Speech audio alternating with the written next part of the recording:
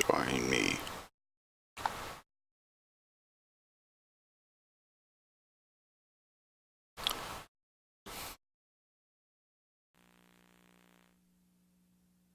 Okay, let's hope this all works. Tell me if something's too loud. Okay, so starting off, this is Gen vs Charlie. Charlie's obviously better in Vism because most characters are, but Gen is actually really good in Aism. Because if his air super, it lets him get out of most combos and resets. Being said, this is back when, before everyone had practiced up on how busted Vism got. So this is still a viable pick right now. So that was just a quick round. Gen has really low health and stun, which you might be able to tell if you're familiar with this game at all.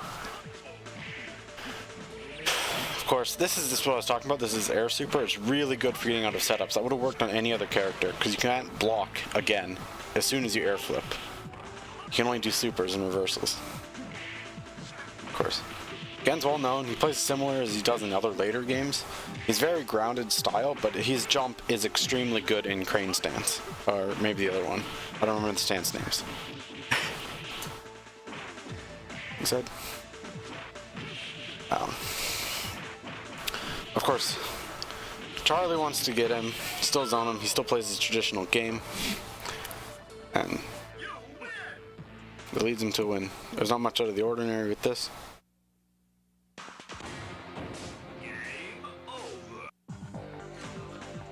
Now the tournament's done. Game over.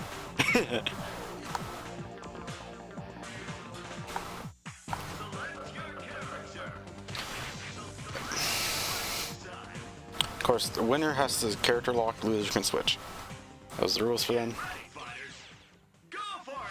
Yeah. So Gen's gonna be doing that roll move. It's good poke. It's decently safe on block, but point blank it's not. That being said, frame skip makes punishes hard, and it is not majorly minus.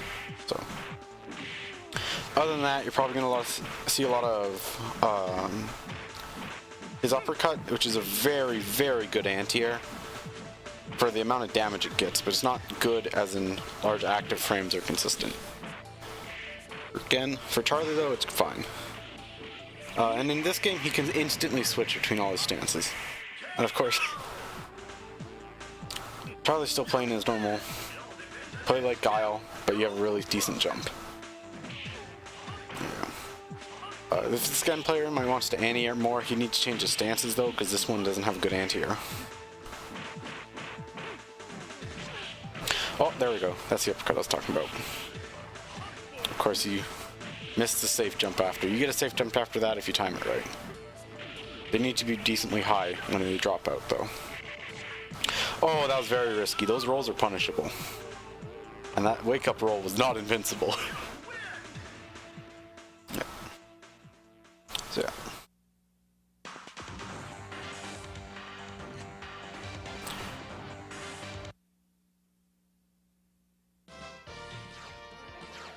Of course, David Sterling versus James Chen. These were both strong players back then.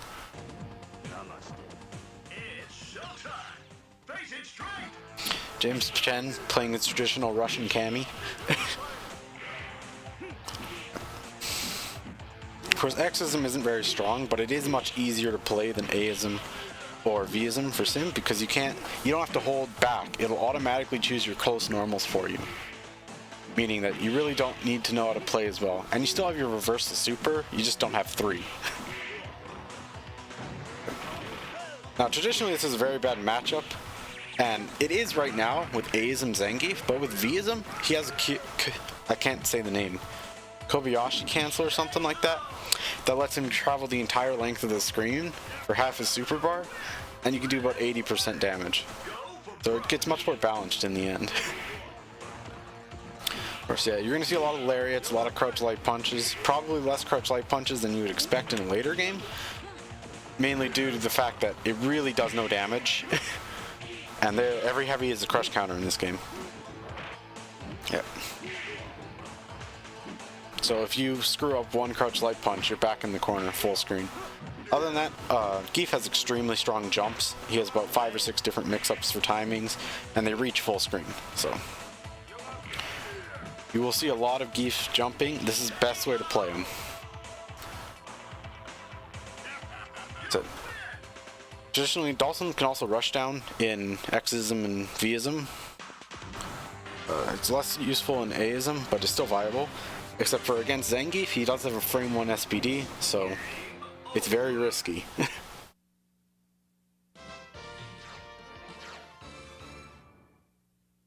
Now this one, Ken is an interesting choice because his main gimmick is that he does his heavy kick and forward heavy kick, which is step kick, does about half of the guard bar on block. That's his main thing. Other than that, he's a traditional Shoto. He has a roll, but no one uses the roll because it's not very good. There's a couple mix-ups with it, but like, I doubt we'll see any. There we go. Again, Xism is a bad choice. It's not actually viable anymore. You can't air block, can't air roll, or anything like that, meaning that almost every character can just put you in an infinite right away. That might be a risk here, because Chun-Li in Aism does have a very viable infinite to land. Which is just her stomp in the air stomp. That thing is just an infinite. It's ridiculous. You have to land a crush counter first, but to put him in the right air juggle state, but other than that, yeah. So don't pick Xism. See it. Chun-Li's another one of the characters that can pick Aism, but that's mostly just because she's not that good of a character anymore. You get more freedom when you're playing the low tier, because you don't have anything that makes you busted. Chun-Li still plays like she does in most games. Her range is a bit less than it is in games like Street Fighter V, but it's similar to the other ones. She has very good hitboxes on a lot of her moves, and very strong normals. They're also decently plus on block. But they didn't know about that this time. It was really hard to figure out frame data, especially in a game with his pushback as high as this one. Other than that, you're going to see a lot of traditional Shoto things. He's going to try to DP all the jump-ins. Chun-Li has a very strong jump-in. As well as Chun-Li, she has a couple moves that will hit above her head, but her traditional one is also her charge move. Up kicks.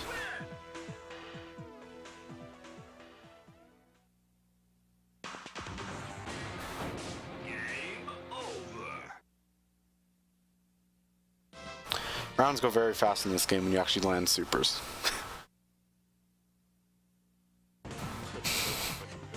Now Scott plays like Sagat. He has a very easy Vism combo and you will probably see it. Same with Ryu, he has an infinite. Ryu's infinite was one of the few infinites that people were able to do back now. Here we go, this is the combo. Yeah, just stand heavy con, tiger, and you'll... Oh, he did get the side switch. I didn't know if they did them back then. You don't need to do that side switch anymore. He has an infinite with jump light kicks and medium punches and light punches. It's weird infinite. But that was what you had to do back then because you didn't know how to do them. Or we did, we just didn't practice them ever. Other than that, fireballs are entirely counter-hittable. Oh yeah, that's how you deal with Vism, by the way. You just reversal it, they can't block. Fire hits are entirely counter-hittable for the entirety of the move. Like, you throw a fireball, even if it's recovering, you can counter-hit them out. Because of a programming glitch, I'm assuming. That makes throwing fireballs really risky. And every heavy is a crush counter, so like, extremely risky. That being said, Sagat still has insane fireball zoning for what he is. Part of it's due to V's and mix-ups and stuff like that. This has the same glitch that Third Strike has, where you have to block a fireball the way it came, and not what side the character is on. So it is possible to set up unblockables with them, although it is much less likely than it is in Third Strike, because there are much better unblockables you can do at the same time. As surprising as that is. Oh, that was a chip kill, by the way. That's why it says cheap on screen. I'm surprised you didn't get an infinite off that. I know in one of these tournaments, because I'm going to go over both, B4 and B5, there is someone who does a Ryu infinite and they have to cut it out because it's so log. But yes, if someone does...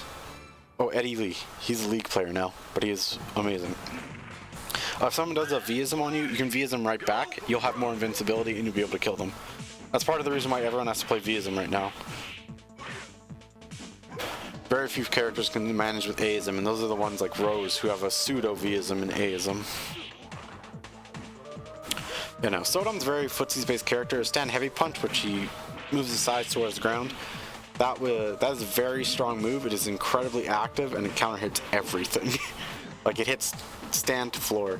Urian stand heavy punch in Street Fighter 5, but with much less of a reward, so it is more balanced. Instead, other than that, he plays a lot like Birdie does in Street Fighter 5. This is where Birdie's influence came from. Not Birdie. That's where the animation influence came from. But the moveset is Sodom. So he isn't a charged character either. If you'll probably see his unblockable, I'll talk about it when it was. That was Akuma's unblockable, by the way. It wasn't actually fully set up, but he still caught him. Oh, that would have been... Yeah, I think he gets the side switch here. Yes. That is max damage. Now he's gonna run away. Oh man. He was going to run away, and then he quit halfway through. See, that was actually a tie. That's why no one won. As surprising as it is. Yeah. Now Kuma's dive kick is very plus. Right there, you just saw it. It is insanely good. He also has a hop kick that is also insanely plus, so that's very good. And a back heavy kick that does 3 hits of guard gauge damage for heavies. It's also extremely good. So Akuma is an extremely rushdown character, and you're probably going to see that. He really wants to put him in the corner. So anytime he's in the corner, he's going to try to get out instantly. There's a lot of ways to do it, like teleports and stuff. Oh yeah. Yeah, Sodom kills anything off of anything right now. This is really old. People don't know how... This was max damage for then, is what I was trying to say. I'm going to be saying that a lot, too. Before people really understood how to crouch cancel infinite stuff, there was a lot of other sort of combos that were max damage. Right now, they're just going to be whiffing throw to gain meter back, because they both want Vism. This isn't easy.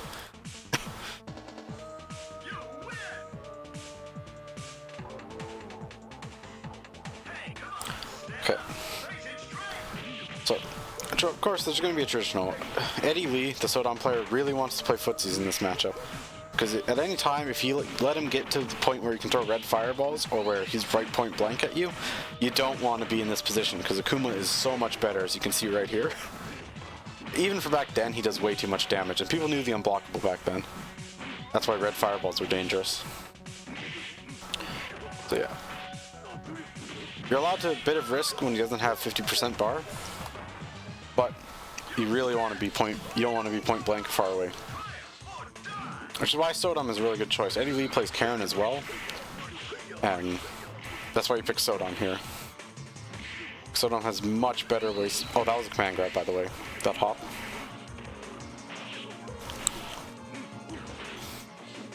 Yeah. So Kuma's just looking for buffers right now. Anything that'll get a knockdown is good for him. Already he's going to go into tats instead of traditional fireballs, just because it is much more better. It's better if you get hit by a Tatsu and they block it. You're willing to take that punish for the risk of a knockdown. Yeah. You're going to see a lot of air mix-ups too. This game was full of them.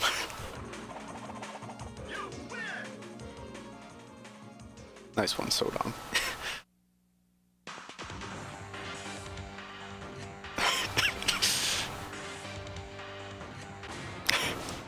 Those win quotes are great.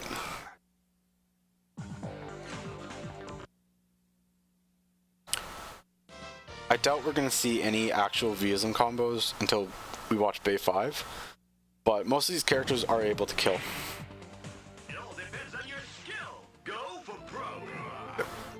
Of course, Balrog's also better in Aism. There's a lot of Xism back then because it does have a damage buff. Like, everything just does more damage. But Aism is much better now, especially for Balrog, because he needs this guard gauge. And like, that is true only against Xism characters. And you can actually do slightly more and actually break a guard gauge, even one as big as this one's. Yeah, Vega has bad anti-airs if he doesn't have charge. His down back to forwards charge. His flip kick, as most people call it. That is a strong anti-air, but other than that, he has to rely on his crouch heavy punch and jumping moves. So yeah, this is a chip kill.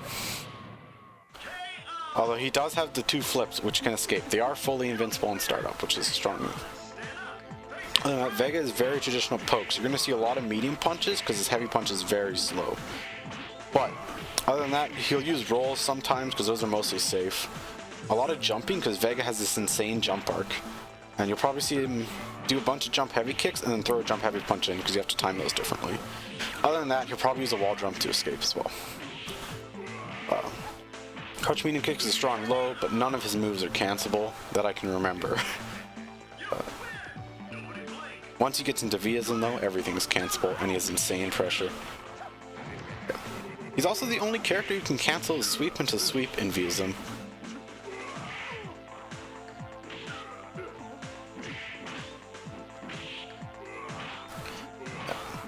Of course, Balrog's rush punches, they are decently safe. And they don't have much pushback though, which is risky, especially for characters with command grabs. Vega doesn't have one, but of course. Well, he has one as a super, but that doesn't count. There you go. Now, this is probably a win for Balrog, because he does have his uppercut in this game, and that will chip kill Vega.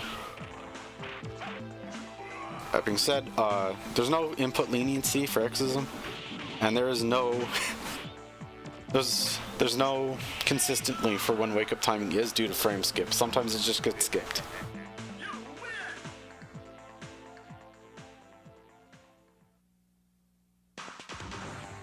Also, you're going to see a lot of lows because his reversal does not hit lows. Most moves go under it. Same with Vega. It's a huge problem in the Karen matchup because she can safely sweep you.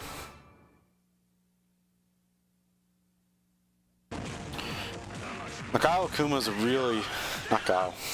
Dalsum Akuma is a very strange matchup because Akuma plays Rushdown and then Guile plays... Sim, jeez. Sim plays Rushdown right back. You'd probably see a lot of dive kicks. This is a very hard to play matchup if you don't know Sim because you're not going to be able to outzone Akuma.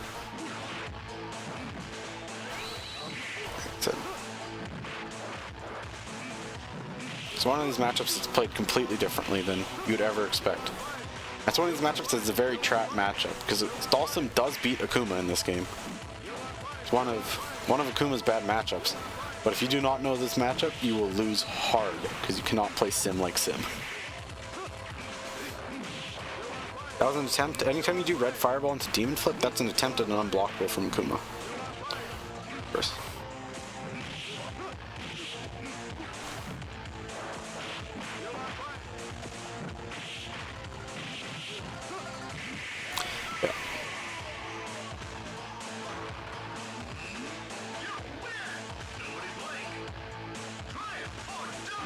He's not using very many teleports.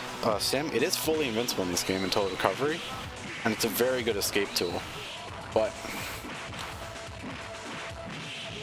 Akuma can punish it with an option select. That being said, it's still a hard punish, and it's hard to consistently get option selects. Especially in a game like this. And that you can choose both sides. That's also good. Because if you choose same side and you roll, you're just going to get killed.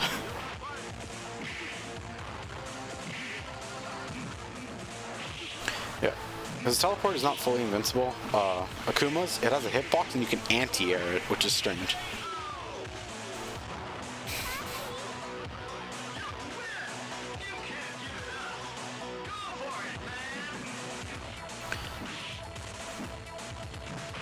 So Sim, obviously going to try... Obviously trying to abuse slightly longer range of when he can start up, as well as his dive kicks being a bit easier to land. They are very plus in this game. Like I said, Akuma is still a strong character and is very airborne. While Sim does have anti-airs that are strong and reliable, he doesn't have a lot that will also deal with fireballs and dive kicks at the same time. You have to wait for him. Or stay in the air yourself, which is a very common strategy in this game, because you can air block against other airborne moves. Oh, that was a big drop. Not exactly a drop. You shouldn't have swept. You should have tattooed. That would have reached.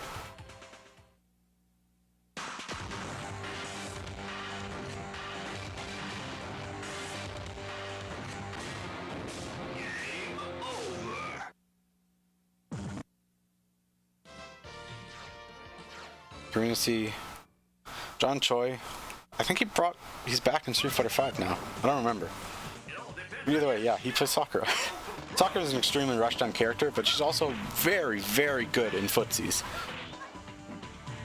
Like, this is not a character you want to mess with. Like, they removed this aspect in 4 and 5. She's entirely rushdown and mix up there. Right here, other than the fact that on her sweep, you'll probably see it, she's gonna mix up. Her back heavy punch, if it crush counters, you can charge a fireball. If it's regular, you don't have to charge it. Also, her DP is not invincible.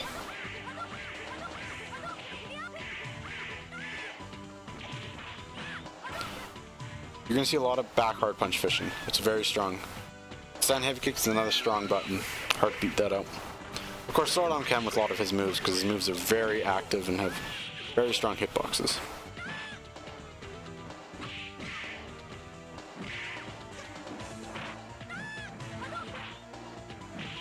Now, Sakura wants his corner.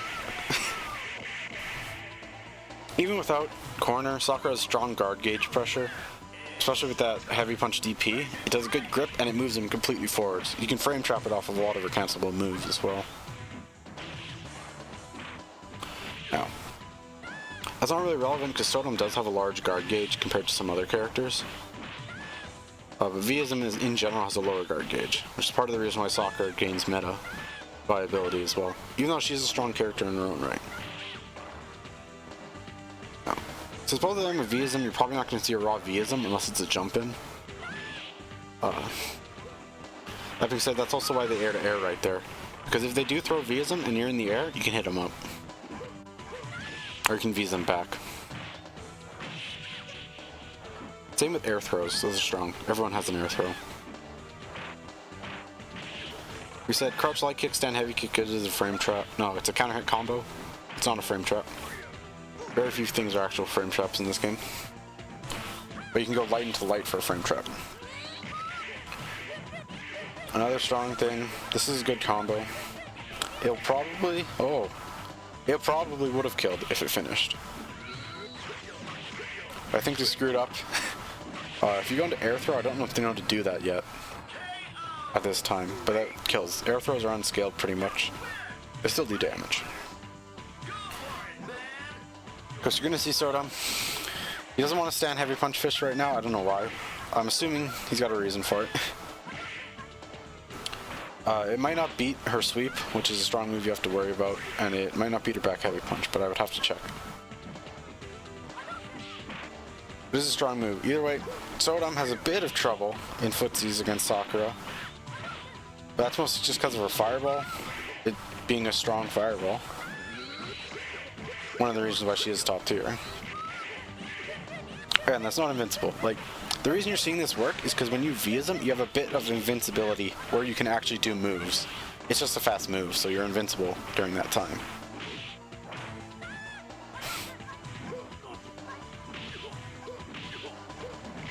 Yeah, you can block those. Alright. It's a bit of a risk here. Yeah. Sodom just needs one strong hit and he'll win the game. He might not know the unblockable. Normally, Sodoms would just go right into an unblockable right there. Because that will easily kill.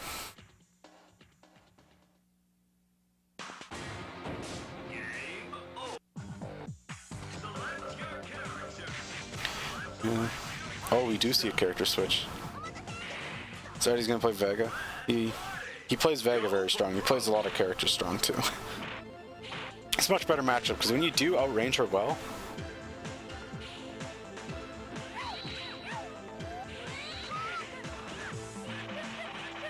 yeah. I've seen soccer players that just straight up let people jump at them and then walk under them and start a CC off a jab. Just letting you move with Vism was a real game changer. Yeah, both characters needed Vism pretty much to start anything in this. Like if you aren't able to react to that screen freeze with your own Vism, it's a very hard thing to deal with.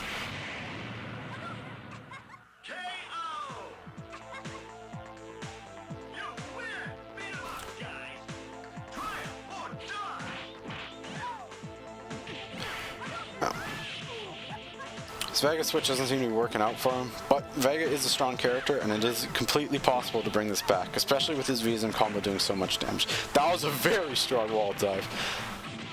Yes, this is a true frame trap. You have to reverse out of that unless he screws up the timing somewhat.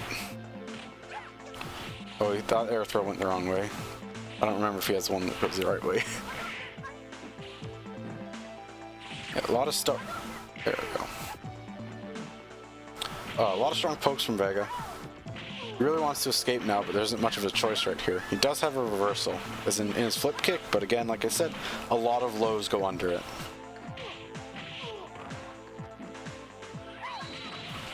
Oh, that was... caught a move.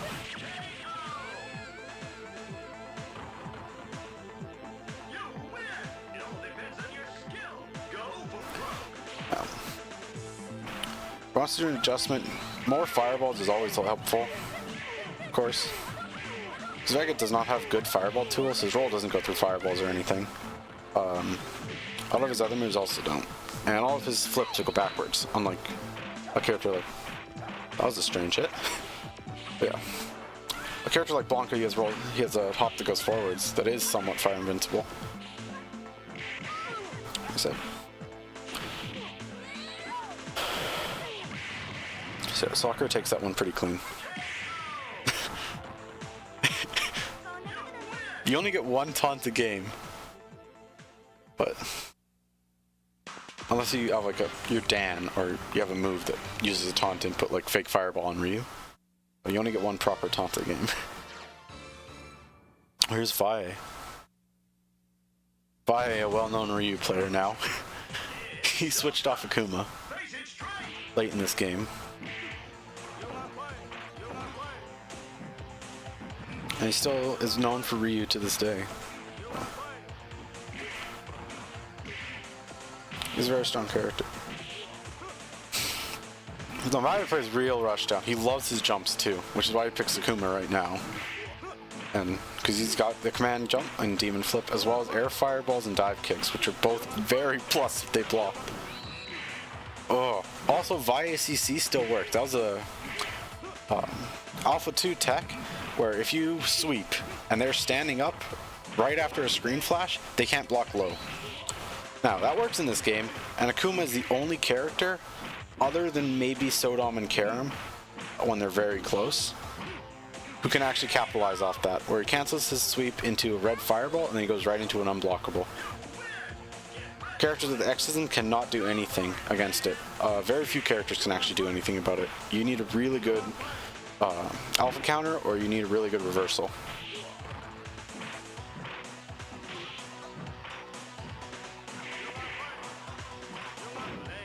Yep. Again, you're going to be wanting to rush down against this matchup. Also, guard breaks scale extremely strong, so if you're wondering why that super did so little damage, it normally does like half their life. Strong match from Vae. He kept pressure up the entire time.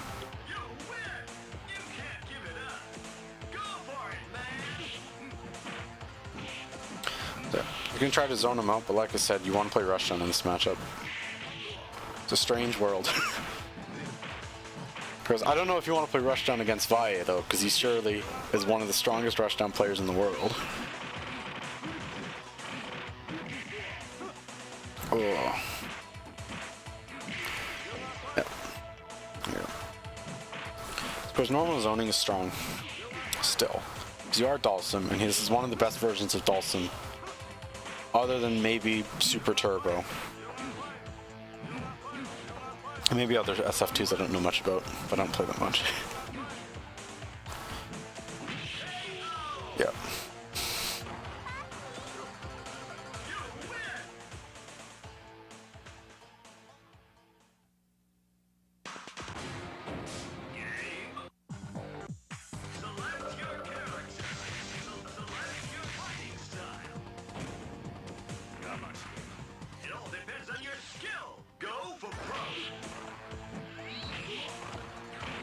I think Dawson is Yoga Tower or something like that in Exism.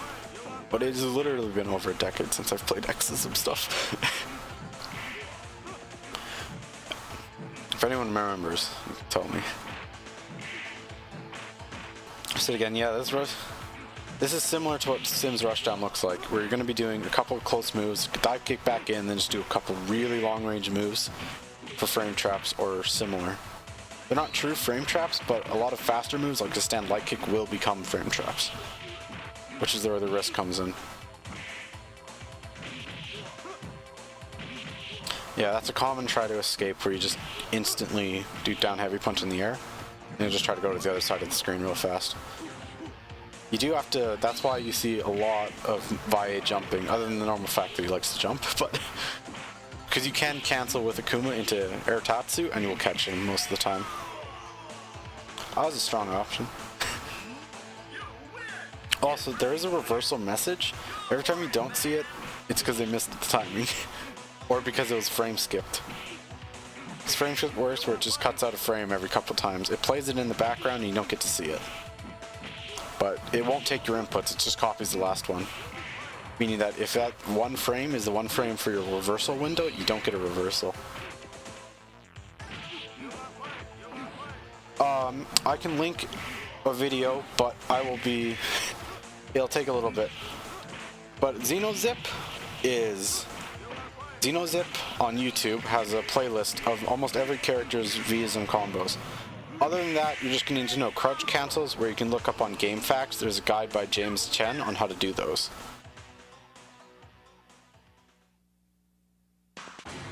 Yeah, but pretty much when you land, if you're pressing down, and they won't get a chance to air tech, and then you can press up and jump, and that's pretty much how 90% of V's and combos work now. You do a move that floats them into the air, you jump up, you hit them with a light or something, and when you land, you press down and up again. But again, Xenozip, I'll put his name in chat.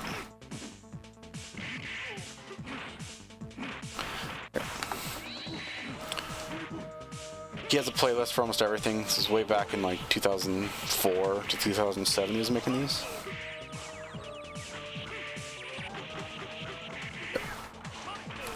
No problem. So yeah, Charlie actually has to zone in this matchup, by the way. He can't do the Dalsum rushdown because he isn't Dalsum, but he doesn't have a dive kick. Like I said, this is not a good matchup for Charlie. Especially at this time. Akuma was fastly developed, like, fastly, that's not a word. Akuma was developed very quickly.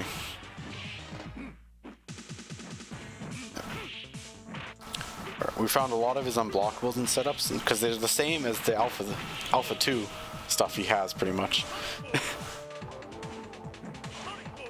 So we had like a few extra years to figure him out.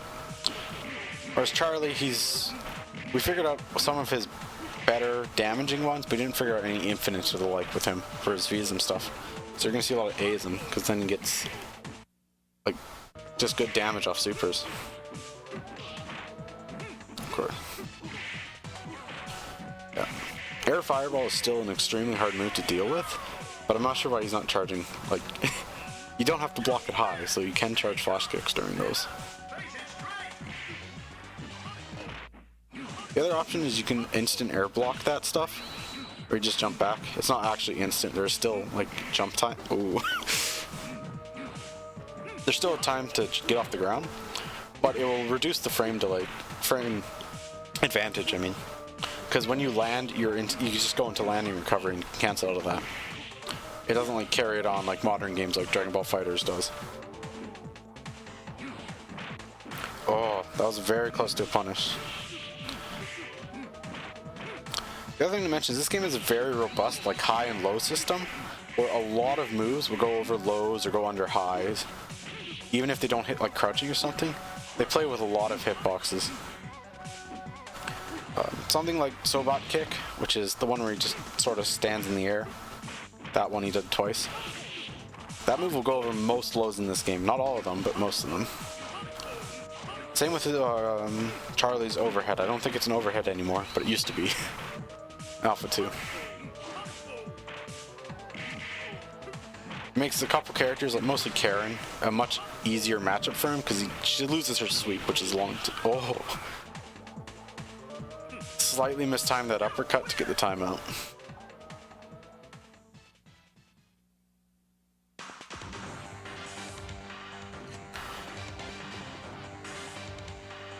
Also, Charlie, first character with a dash, an actual dash, forward input. He doesn't have a backdash. No one had a backdash. Well, until Maki came in, but that was a command run, not really a dash. And not including hops, like Blanca's. Of course, Karen is a very strong character. Oh, audio cut out of it. But pretty much, if you ever get hit by Karen, and she has Vism in full, and the other person knows their combos, you will die. Like, almost, she can convert almost anything. Almost every knockdown and her command grab, which she does have a frame 1 command grab, which is very fun. That move... Oh, that is a tech trap, by the way. Slightly screwed up a bit, but it's possible to win off that alone. It's a somewhat hard combo because you have to cancel pretty much this last frame into another one for it to not actually be able to escape out of them. Yeah, she deals a lot of damage, especially with her Death Fist style move. And it does Death Fist damage, so... yeah, she has proper records in this game, even though they're not full quarter circle inputs, they are repeated buttons. And she's about 20 options out of them, but the only notable ones are sweep and the overhead. Oh, and the up kicks sometimes, but that's mostly combo food. And elbows if you want to frame trap, but no one does that because it's pretty risky. Rarely even combos on hit. That's pretty risky, like I just said. So this actually has a slight gap in it, but since Dawson doesn't have Vism, he's not going to be able to do anything about it unless he's really good at teleports. That also being said, you can carry into a command grab and it will catch them.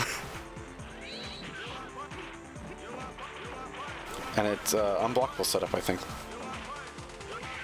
I don't remember what unblockable setups were actually unblockable. What ones were just, okay, this is extremely hard and sometimes changes what you have to do. That we didn't know about. Of course. I actually don't know who wins this matchup either. This is a strong... Both players can easily win.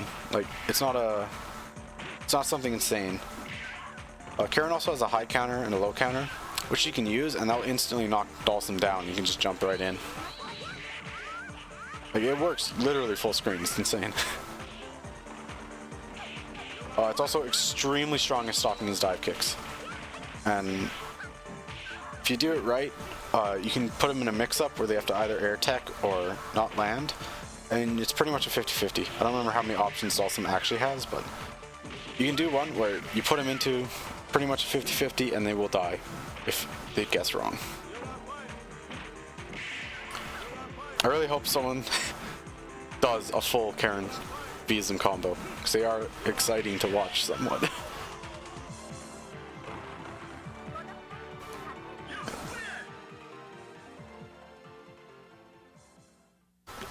Sim's a very strong character, and in order to beat him, you really do have to have something to either beat his limbs or his dive kicks. And if you have both, you probably win against him. But not a lot of characters did have that, meaning he was the strongest character probably. Especially for this time, he was very, very strong. Same with Akuma and Sodom, but I think Sodom fell off a bit because people found out ways out of his guaranteed setups and stuff. Stand heavy punch, they worked a bit on what you can actually whiff punish with.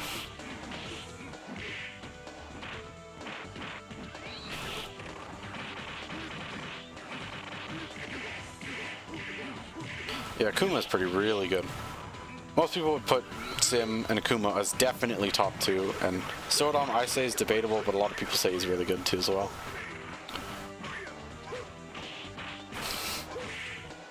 So you get other things, as well as Cody becoming a better meta call right now. just because Cody does deal with Akuma and Dalsum, which is a strong thing to know. To note. That really helps.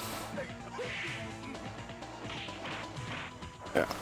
So yeah, there are ways out of it. I spent a good part of my life figuring out ways to get out of that stupid unblockable setup he has. The one where he just does the, what is it, heavy quarter circle forward punch into command grab, and that's like the easiest unblockable in the world. I spent forever trying to figure out how to actually get out of that, and there is escapable ways depending on your character. Karen can actually just command grab him right out of it, and it's great.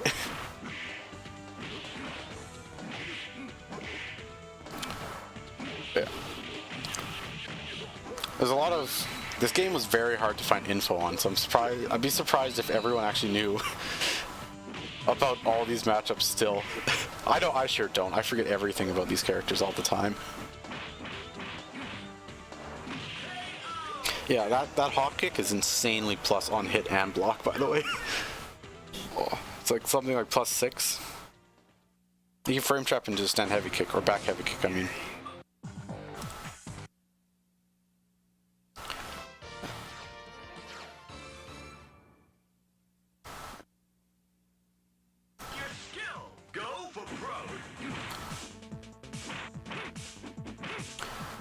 So I already discussed this matchup. Pretty much, Charlie really wants to stay in this right range, right where back fetch is slightly out, just to stop. Oh yeah.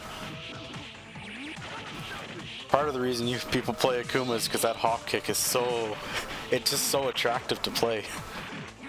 That move is insane.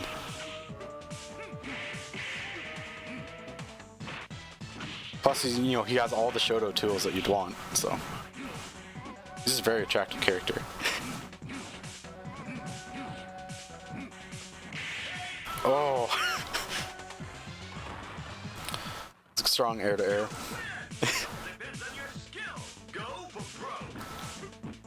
Oh. Again, he wants to say this.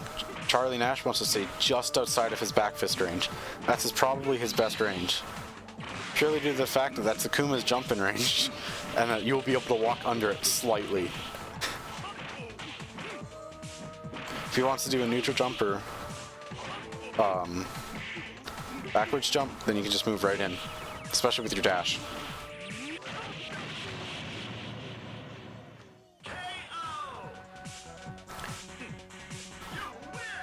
Nash is, of course, one of the characters with a flash kick, meaning he can anti-air a lot more than most characters can. That being said, not a lot of his flash kicks were extremely invincible. Some of them lost invincibility like after the first active frame, when they often traded. Or sometimes that was helpful, because sometimes you did get a combo off of it that you otherwise wouldn't. Yeah. That being said, even though you're probably going to see this Charlie player specifically, he plays a lot more mobile. You can play him just like Guile did. Like you would play Guile.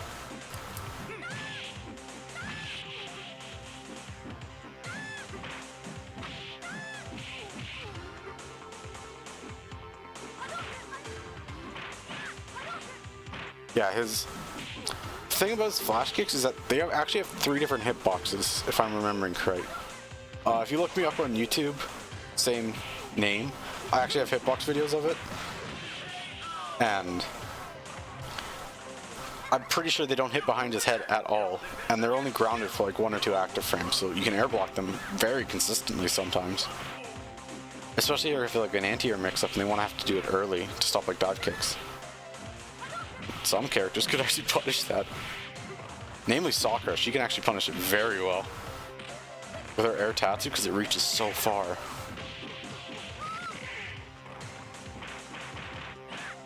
Yeah. Also, you're not going to see a lot of fireball zoning against Sakura because with jump forward into air tatsu, she actually can travel the entire screen length. So, and it's about the same time as a normal jump would be. So, there's a very good chance that you are always in range, and you will get a huge punish for throwing a bad fireball.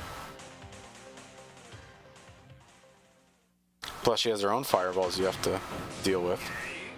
And they are strong fireballs.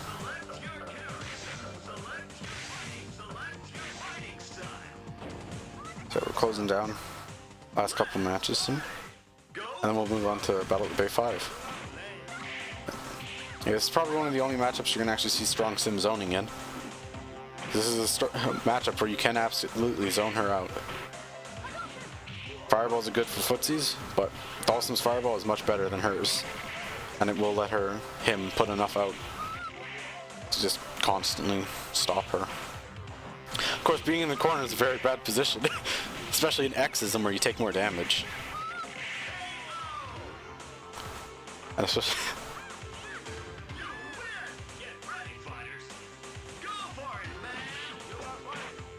yep. Oh, that's a big whiff. Like I said, there's a lot of high and low moves that just won't hit each other this game. Her uppercut seems to be one of them.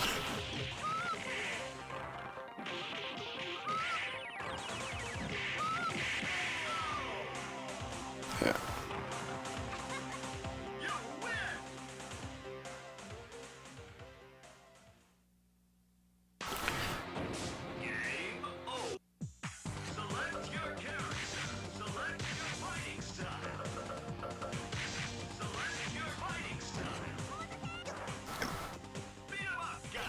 Hopefully we'll see a sonic boom.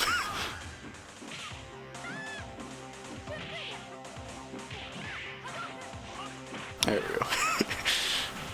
It's such a fast sonic boom in this game, but you still have that huge risk of its Sakura, and she does so much damage.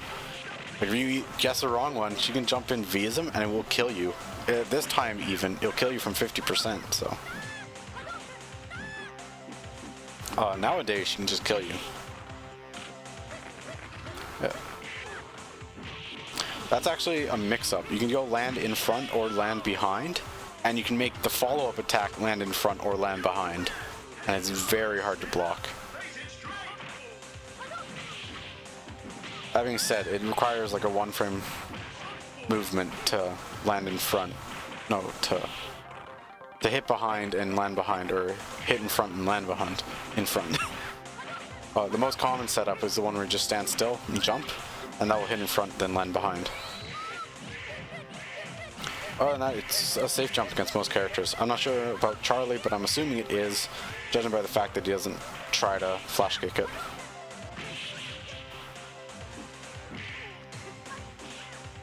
Yep.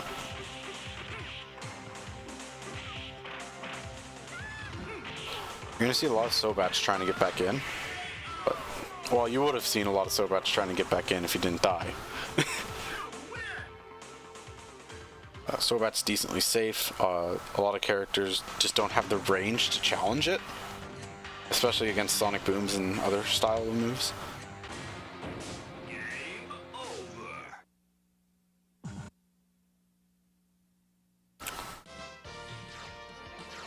Oh, I didn't remember Valia using Relento. Relento's got some sick moves though. He's one of the only characters that completely changes in every game he's in, other than the look of his moves being mostly the same. This is also the first game where he gets a pogo stick, where you can actually use it as a pogo stick if I'm remembering right. I doubt you're gonna see it because it's a horrible move.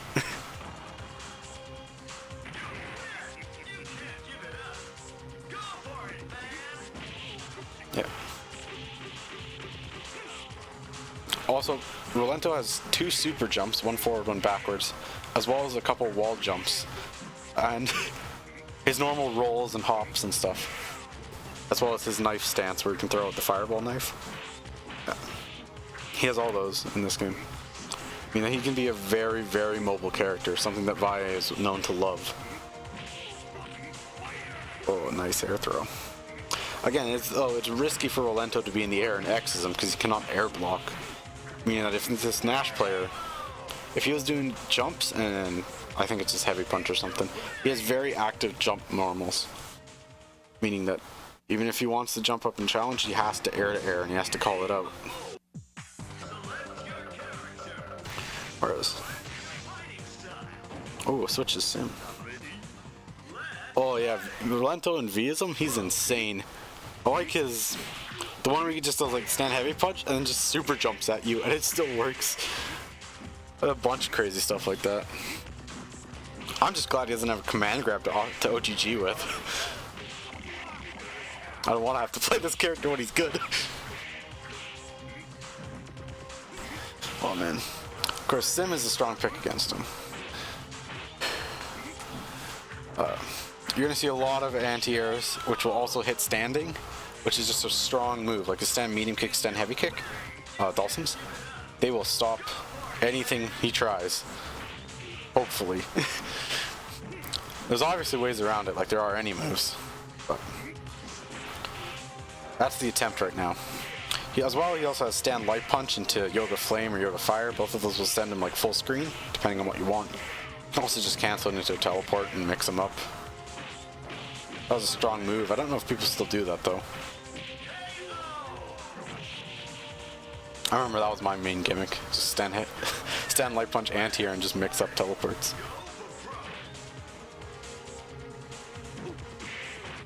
I probably played Simrog though. Yeah, Rolento normally has really strong pokes too, with stand heavy punch as well. Oh wow, that was actually the Pogo. I'm surprised he used that. Yeah, Rolento has strong pokes, stand heavy punch is really good, stand light punch and medium punch are active as all hell. Same with his crouch medium punch, but that one's punishable on whiff, because it stays out a bit too long. Other than that, a lot of his moves also, he can really crank up guard gauge, especially with knife just being plus. He has a lot of, his Rekka also does a lot of hits, and all of them do normal special hit guard gauge damage, so you're getting about 12 hits guard gauge there. Means it's risky to stay there, and a lot of his moves have some strange pushback. Is he actually going to pick Charlie? Aw. I really wanted to see a Charlie pick. That's a fun matchup. Yeah. Another strong move. Crush heavy punch. You can tell because it crush counters. That's always a heavy if it's crush counters. Yeah, that's what I'm talking about with that strange pushback. It's a bit too Street Fighter Cross Tekken for me. It's always an interesting matchup. I'd really say you should probably check this out if you ever wanted to play. Like, playing against a good Rolento is a strange game. That's not like insanely unfun as it is sometimes in some games. Especially like Street Fighter Cross Tekken, where it's just jabs only. Rolento's actually a varied character now. Well, back then, not now. Yeah. Even though he's getting a lot of counter hits, he does have hitboxes on that staff. I just want to bring that up because that's apparently a hot topic right now.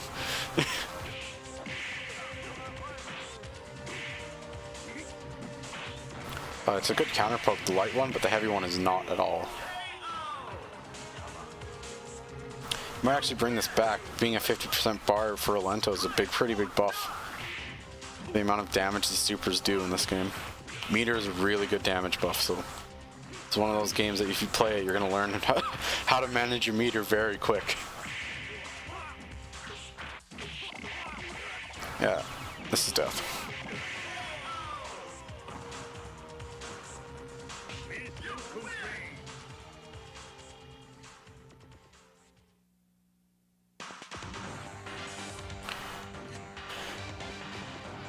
Well, that's just racist Rolento.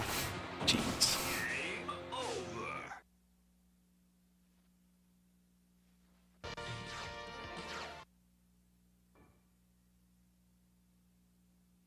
Of course, Cali Power is in full force in this tournament. This was when it was back based in California. If I'm remembering right. I never do though, so don't trust anything I say.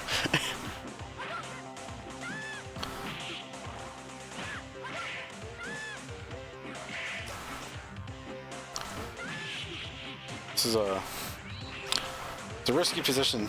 Again, this is an unblockable setup, but figured out an escape. Happens in Alpha 2 as well.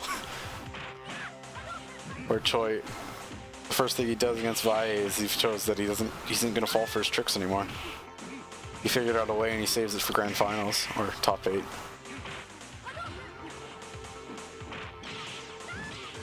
It's back when hiding tech was really popular as well. Something like 98, 99?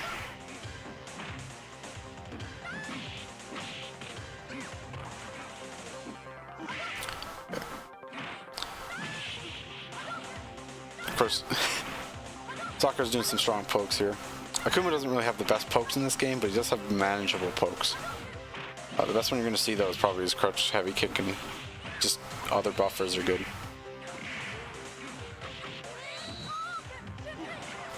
Unlike Street Fighter Alpha 2, he doesn't actually have a frame trap with any of his roll cancels. And roll is, for the most part, is useless. It doesn't even go through most fireballs,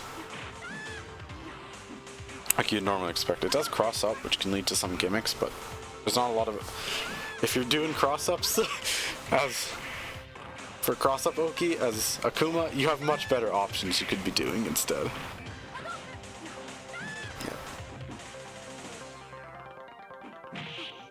Of course. Sakura also has a really strong crouch heavy punch anti-air. Yeah, there you go. That is unblockable. It's hard to time, but yeah. Sakura's crouch heavy punch anti-air, it can let her side switch if she wants to go into Tatsu or just do an instant, whatever DP with kick is called, that command jump she has. That thing can also just cross up, which is very fun. It's not as common anymore though. Other than that, she can just charge a heavy punch fireball.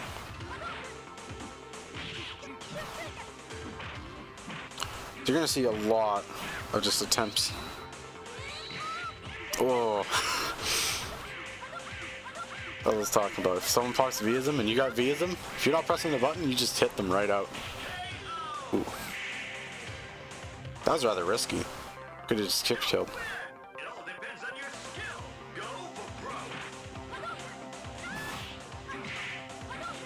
Of course, everyone here right now is just looking for a knockdown. Sakura really wants to push him into the corner, which sucks because she got cornered herself, but...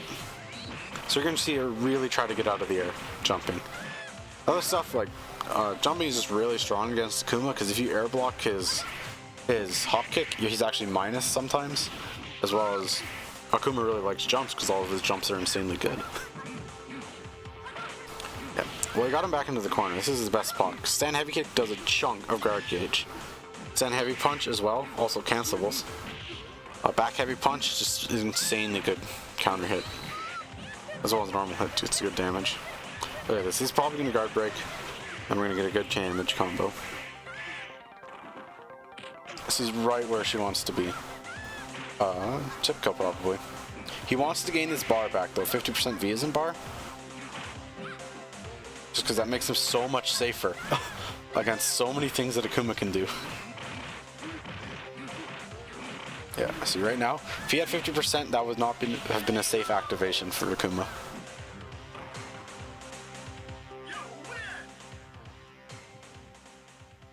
Our only reversal in Vism is activation.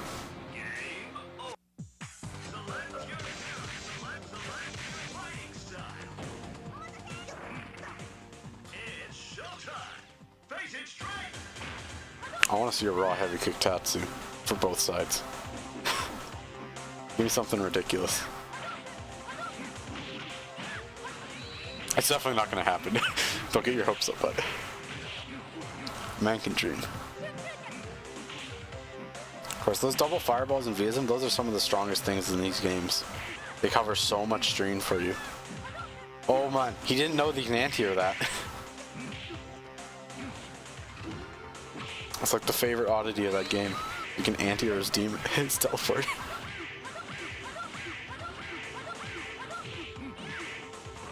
This game's got some funky hitboxes, but again, that's still unblockable. This game is sure a game. If he had meter, he could, like he showed very first round, you can actually do Vism and get out of that. Sometimes. You can do something as Akuma to beat that, but I doubt Vi knows that you can even escape that at this point.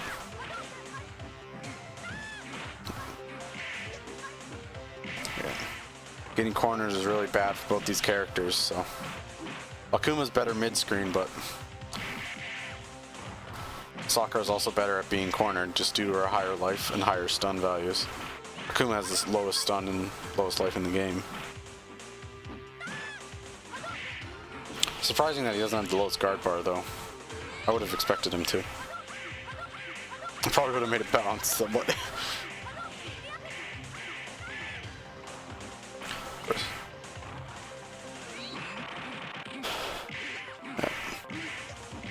Oh, that would have killed if...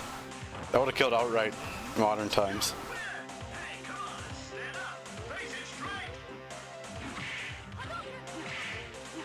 This is where the first inklings of the crouch cancel stuff started. Because you see, he held down after that fireball and he wasn't able to air tech. At the end of the last round, not this round. Of course, we're seeing just random tatsus. They're decently fast and you're not going to whiff punish them reliably. Oh. He mistimed it. The way that unblockable works is you have to block the demon flip standing. And the second hit of your demon flip, you just do a low at the same time, because everything hits twice and vias them. So, it's a very, very simplistic unblockable setup. The other ways to do it is if they're standing and they're blocking a red fireball, is you just jump in and you air throw them. You only hit standing opponents, but they're standing and it throws them on a block stud. It's a bit of a silly game. But they're the type of things that everyone had to learn to deal with at some point. And it'd suck if I had to learn to deal with it at EVO Finals.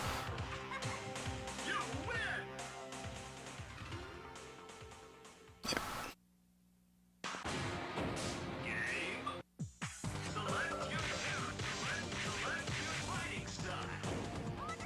So this is gonna be the last. This is the last match, right? I don't actually remember what happened. Anyway, yeah. Both of them seem to have somewhat adjusted to the other person's playstyle, but they're still heavily focused on getting him into the corner. Yeah, there we go. Another counter. This is why. The only problem with this is that they're left with 50%. There's ways nowadays where if they pop Viasm, you just run away for 50% and then you pop it right back. Like, you wait until they get none left when they're done.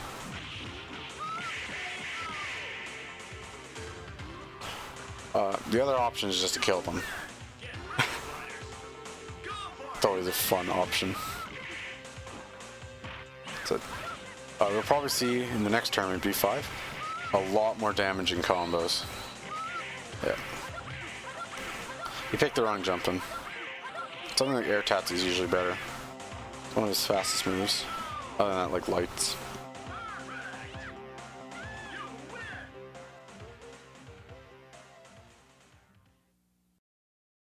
Yep. I gotta see what this is actually doing. Give me 1 second so I can switch.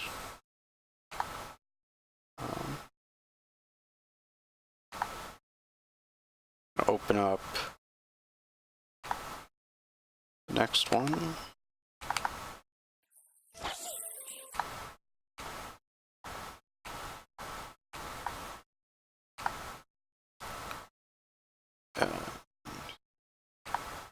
Here we go. Of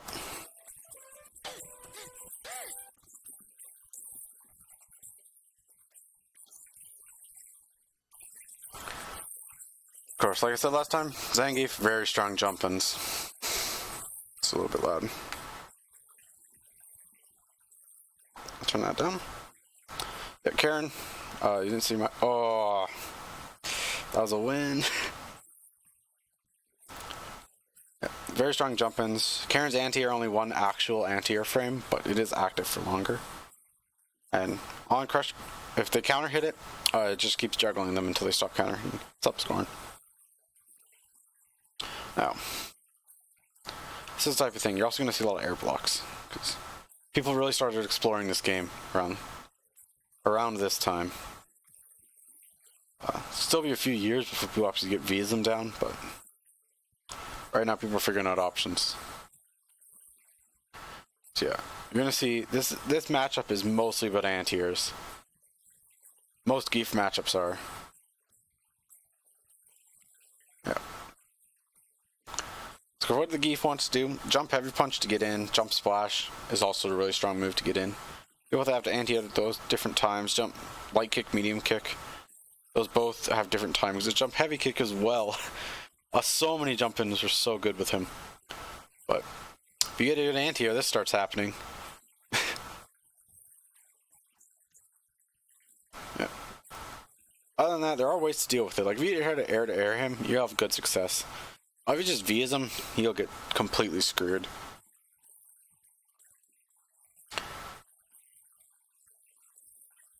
Even though V'ism is the main reason why this game has balance issues, and everyone has to pick V'ism, it's also one of the reasons why V'ism is in check, because everyone could kill someone with it.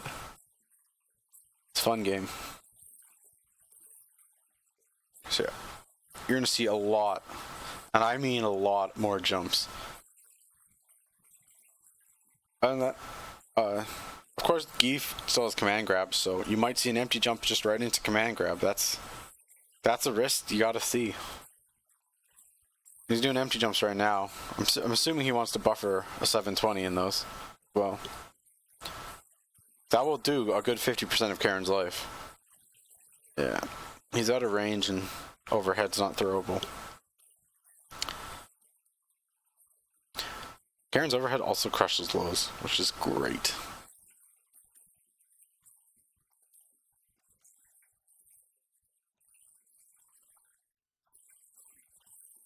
Yep. So another thing you might... Oh.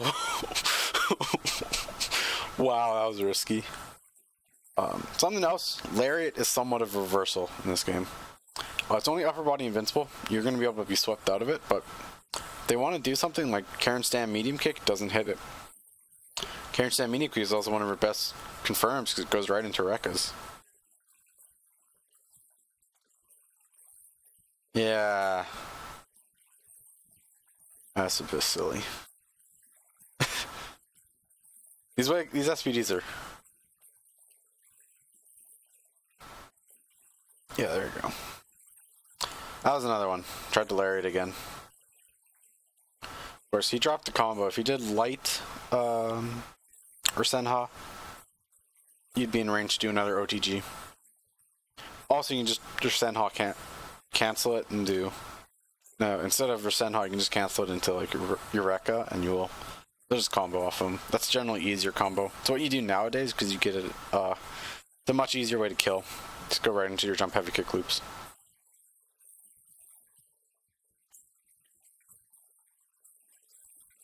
I want to say that he knows about jump heavy kick right now, but I don't. That's a bit of a risk. And I don't think he's actually going to try it. This is a loss. Even for how well Karen can anti-air, it's still not entirely reliable against Geef.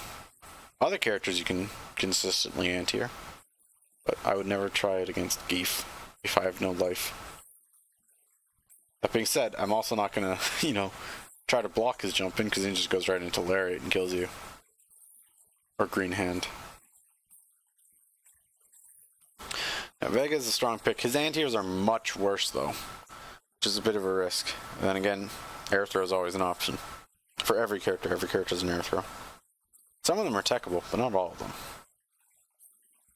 Of course. If you see him down backing, that means he's charging flash kick. The only way to charge flash kick. Oh, you can stand up and he can't combo off that. It's a really easy way out of it if you're willing to take just like a couple damage. You also can't combo it. So. Again, he's the only character who can cancel sweep into sweep.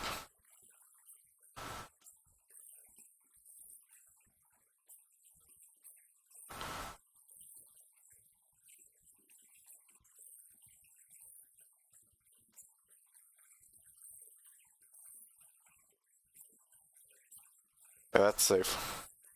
That is not safe. Okay, yeah. I doubt he's gonna win. Nope. Of course. With Vega, as always, you're trying to zone people out. You're not much rush down. You don't even have combos, really. You have V'ism combos, but everyone does. Against Geef though, you really want this rush down. Just stop. You might notice as well though that Geef has a really bad jump arc. Like in other games, sometimes he gets this really aggressive jump arc where it goes real far and real low. That's hard to deal with, but in this one, it does take him a while to get in. Like, even with jumping, you can't just cross the screen in 2 jumps like you can in a game like Street Fighter 5 or 4. So even though all his jump-ins are insane, it takes real time to still get in.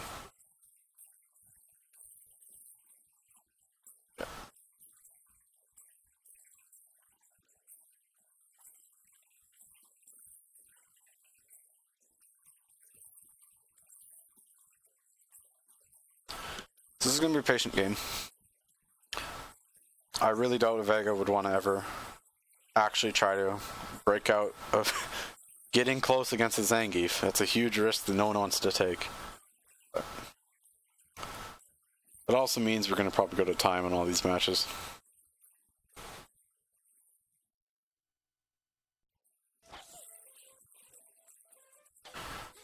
Oh, Arturo playing his well-known Dalsum. He does play Dalsum. Don't get me wrong. Just playing Vega here. Vega's another top-tier character. He's one of the ones that's harder to say top-tier directly because his Vism is kind of poor. And other than that, he doesn't have much, but really his footsies are just so strong that it's hard to say he isn't.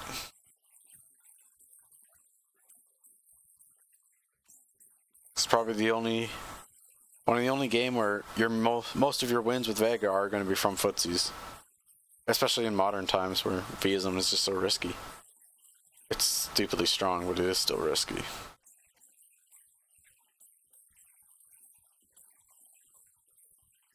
Of course. Sakura is well known for corner pressure in this game. He has no guard gauge left, so he's already lost. Oh, never mind. He wants to play this out, but if he actually wins off this, I'll be shocked. Yeah. Now, Sakura, especially with Vism, she can just take an entire 1 bar of guard gauge. She can do that in 1 confirm.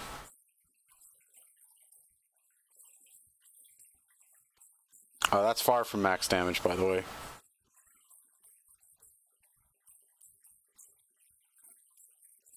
I don't remember if Vega does have an infinite, but he sure does have combos that do a lot of damage.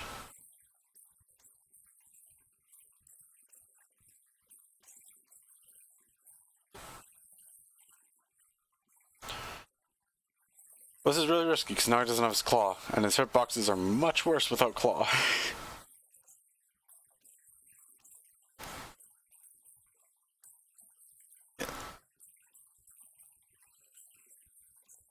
Probably gonna see him move back. Yep. Yeah.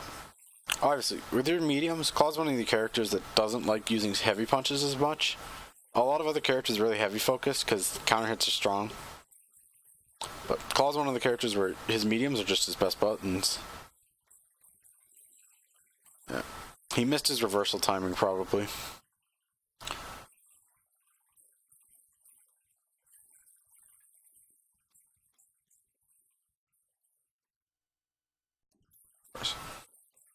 So he's sticking with Vega. A character like Vega is really a decent choice for this matchup. There's not a lot of options really having against Sakura because she is so strong at playing her game plan. If you're not going to pick a rushdown character, like Arturo doesn't really like playing rushdown characters, I'm guessing. It's kind of hard to make Sakura do anything else than what Sakura does. It's a character with a lot of control. Now, Vega is another character that does have a lot of controls. But when you're up close, you can't play zoning up close. But Sakura still plays her rushdown up close.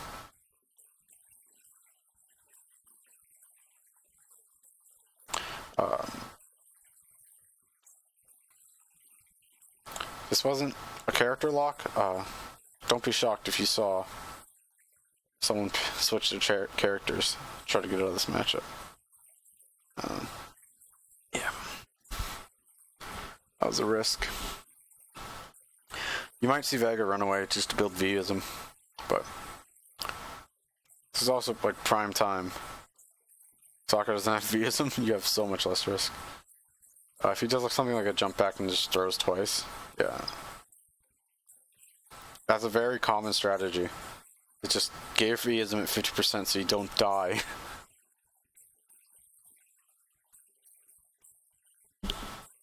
Yeah, that being said, right now, his V'ism is at 0% and he's gonna die. It's one of the riskier positions. Oh.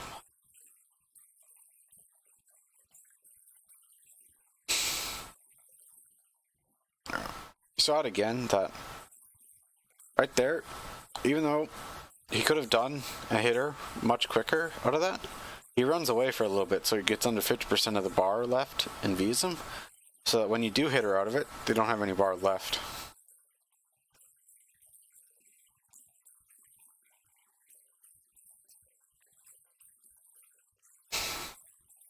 He probably wants that claw back. Yeah. Tucker doesn't have much other options, so just jump.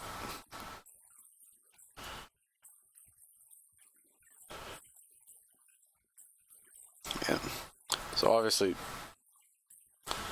Arch gonna play this range. He loves this range. This is where Vega loves this range right now. Of course. You really don't wanna.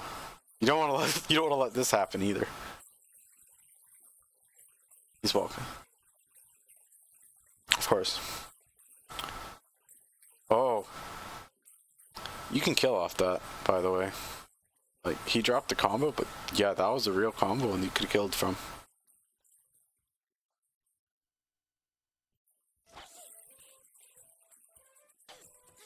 Oh, Ricky Ortiz.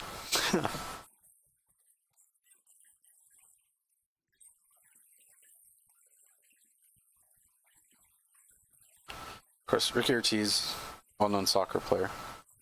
On Street Fighter 5, Chun-Li Street Fighter 5.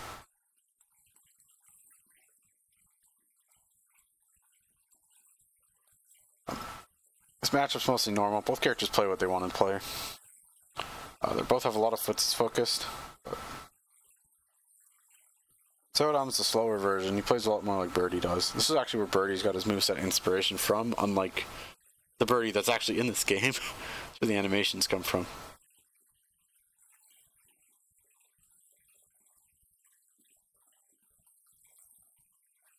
Of course, stand heavy punch, the one where he just chops down at the ground.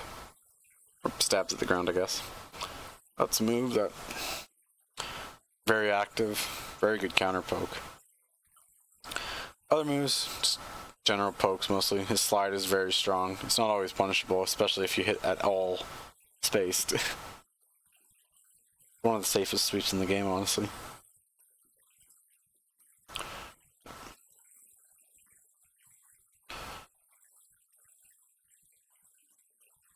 Oh, he drops it. Either that or he got the one frame tech, but yeah. This is the part where we start to see a lot more good anti-airs. Not good anti-airs, good V'ism combos.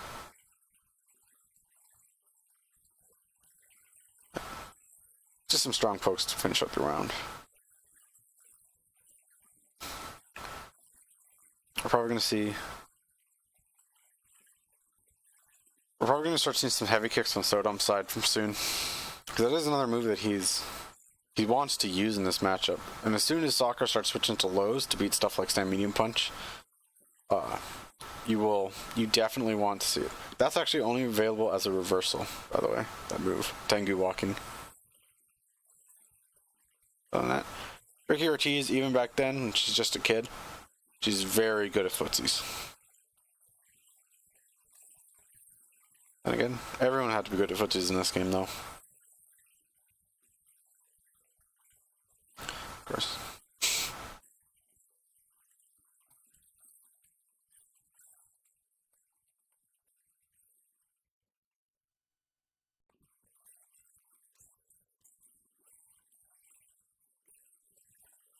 We haven't seen any command grabs from Sodom, by the way. He is a command grab character. He has very strong ones.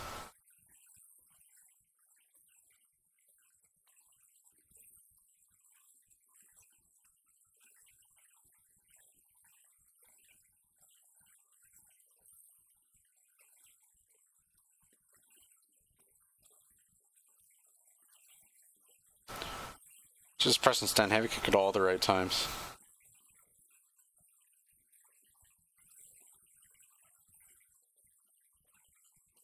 Oh! The frame trap failed. So of course, Sakura's one of the characters that gets a 3-hit confirm into medium punch DP. I don't remember the DP. She gets a 3-hit confirm though. And it's extremely strong because it's one of the longest confirms in the game. Only other characters like Karen gets it. Rose technically gets it, but it's only because she only gets lights combos. She doesn't actually get to cancel into a special move.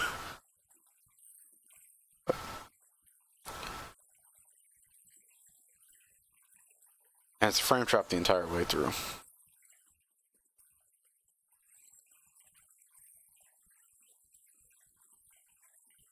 This would kill.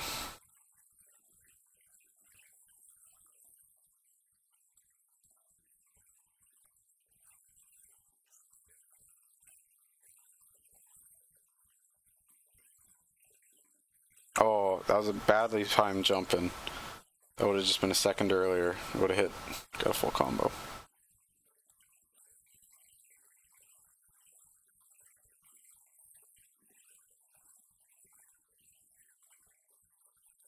Yeah, there we go. Finally pulling out command grabs.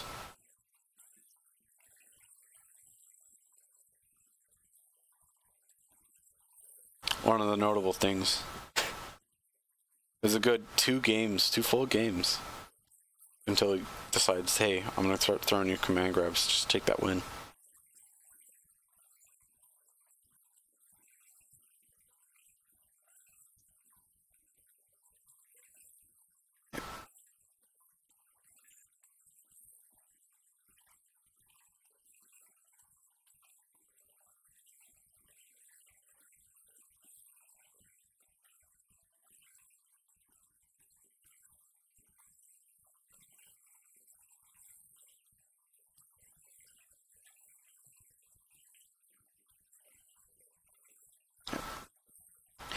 Both of them are trying to play at their best range.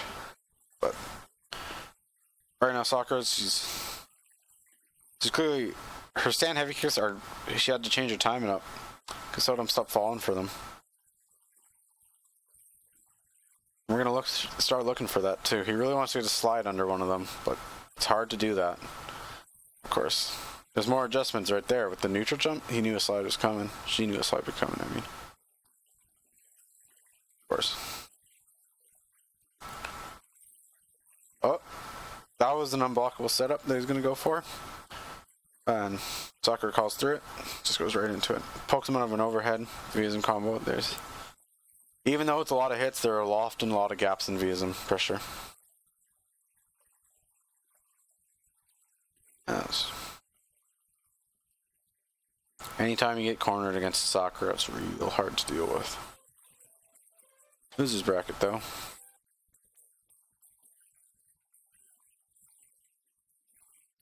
So before, Sim's going to start zoning in this matchup. One of the better matchups for him to zone in. Stand light punch is decently consistent anti-air, except for Rolento's doing empty jumps and landing behind him, so he's out of range. One of those tricks that you sort of just have to learn. There are other anti-airs you can try, and you can just teleport out of the way. But that was a Visa combo. This is Rolento's life.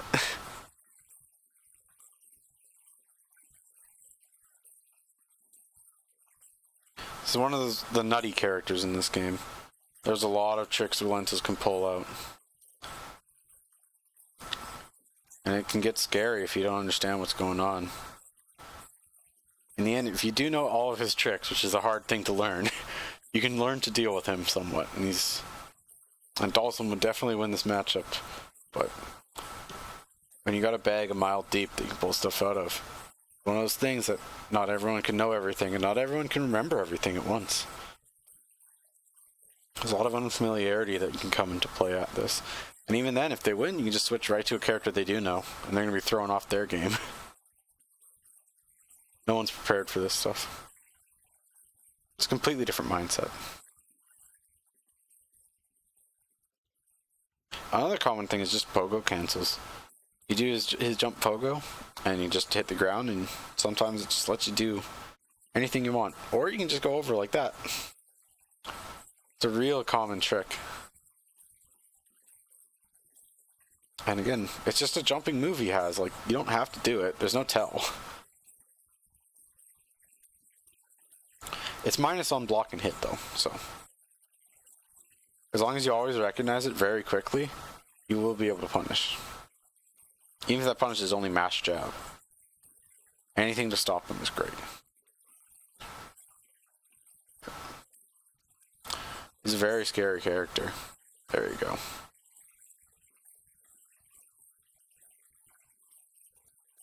That would kill in modern times.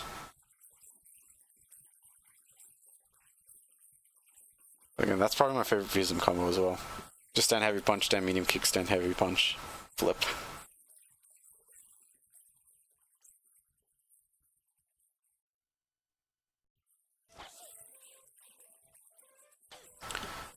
So Kuni, the Zangief, even though he isn't picking Visum, he's one of the few people who are actually very consistent at doing Kobayashi cancels. Or whatever they're called. K, fly through the air. I don't think he actually does it right now, though, which is upsetting. One of those things that are always fun to show. That was a misconfirm there if he just charges Fireball. Of course.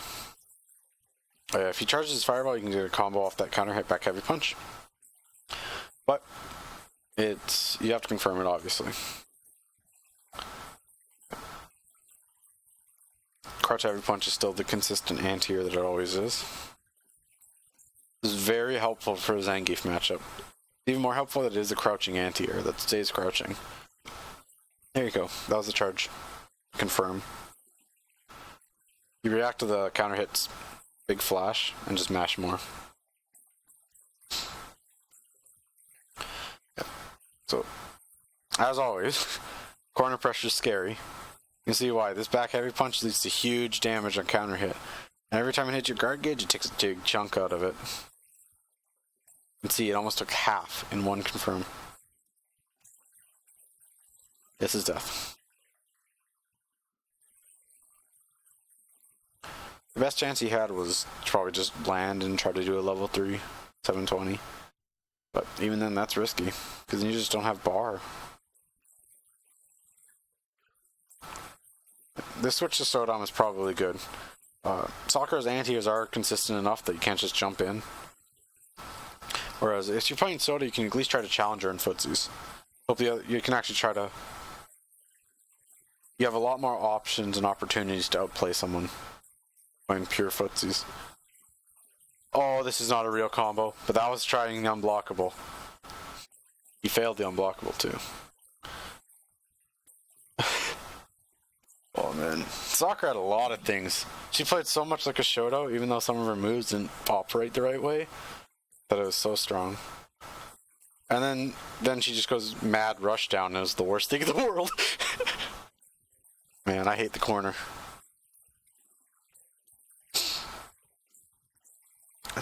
Oh, I'm surprised he didn't jump. That's a safe jump against Sodom.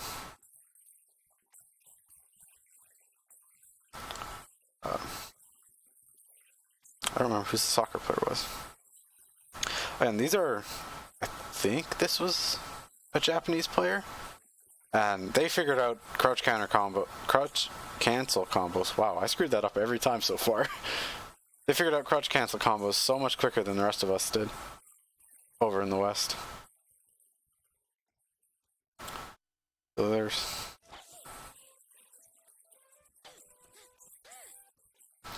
So this guy, he's got Sodom in his name. He's picking his title character, Armika, obviously.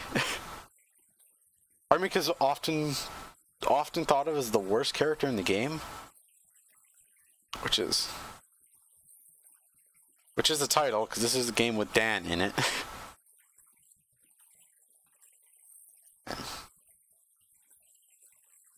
There's a lot of reasons going to be evident. The most notable one is that she doesn't have a walk speed that's at all good. She just sort of scoots around.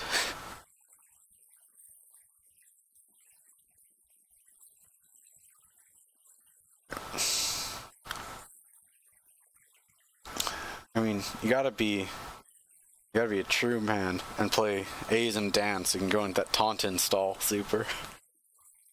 If you win with that, that'd be a true shock. That being said, Tauntaun stall super is still better than Mika.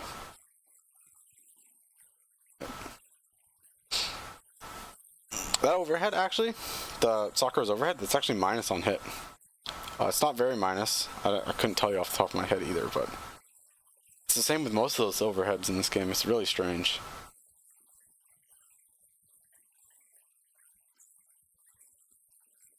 Yeah. So I don't know enough about Mika to tell you if that's actually a good combo to do. So, not a lot of people actually do know a lot about Mika. She might have been popular back now, but back then, when this was taking place, but she's definitely not popular anymore.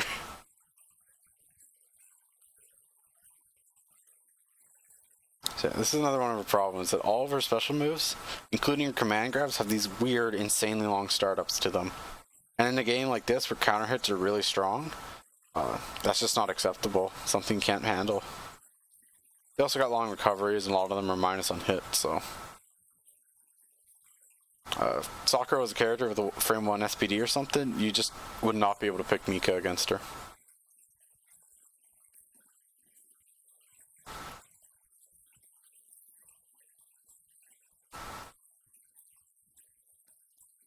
Yeah, of course. We're probably going to see a character switch right here to Sodom or someone.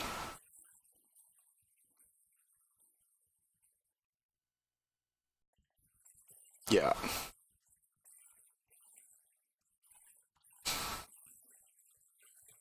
Yeah, of course, Sodom can handle this character so much better.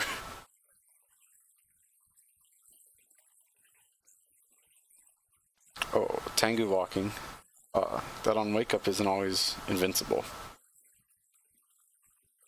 Well, it isn't invincible at all. It's just, it hits before you're supposed to wake up, so...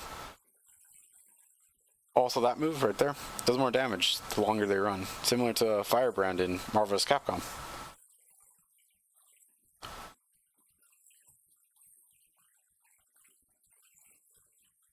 It's one of those games where it was really where Capcom started experimenting with things, so a lot of other fighting games just have something that was started out in this game. Including the best one, which is no close normals, because it's the worst.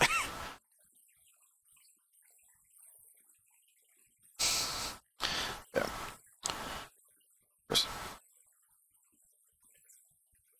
I don't really... Oh no! Oh no, that was the worst drop. That was the worst drop to make.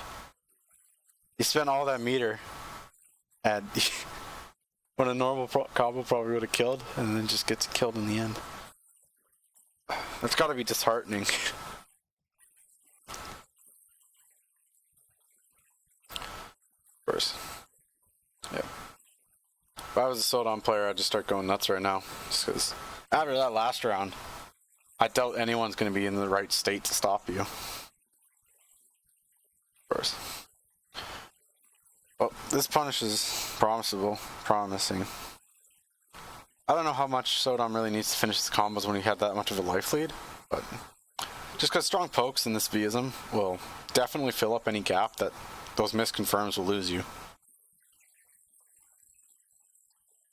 Plus, you don't need to pressure her, because you do have a lot of moves that will stop her.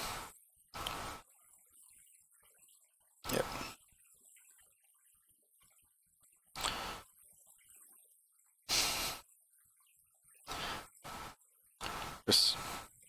So soccer's going to want to adjust. There's a lot of things you can do about that stand heavy punch and sweep.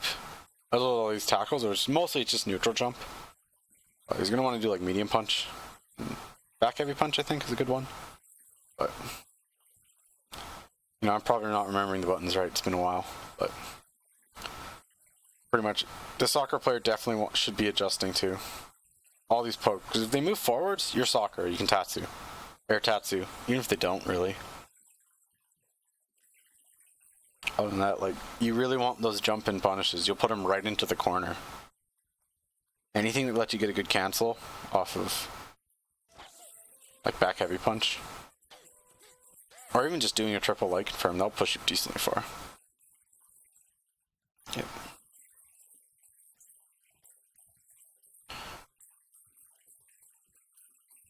Oh.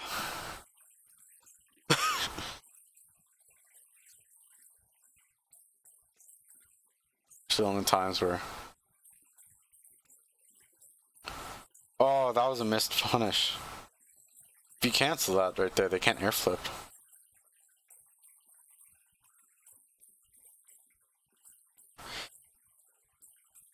He missed that last time too. That was...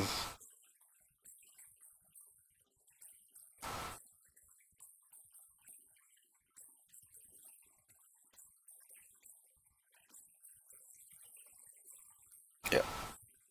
Just a nice little scramble situation to finish off.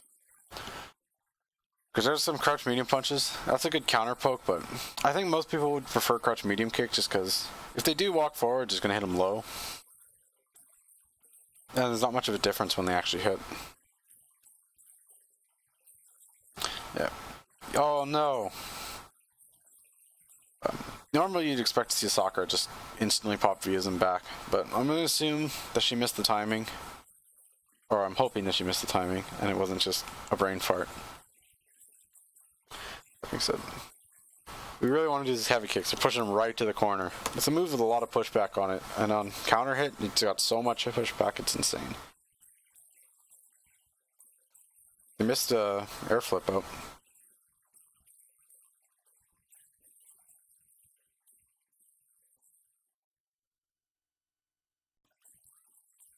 Wait, I don't remember if you can actually air flip out if you touch the corner. I think they get the one hit. I'm not even going to comment on the specific mechanics anymore. I doubt I remember anything right. I mean, said, that was a very lucky side switch. I don't know if that was intentional, but either way, it might have been just because he got the confirm with the DP. I mean, that would have been a strong... Either very fast reactions or he really knows what he's doing in this match. That was definitely intentional. This is a drop combo though. Of course. So you're going to see this Sakura is definitely going to stick with like stand heavy kick.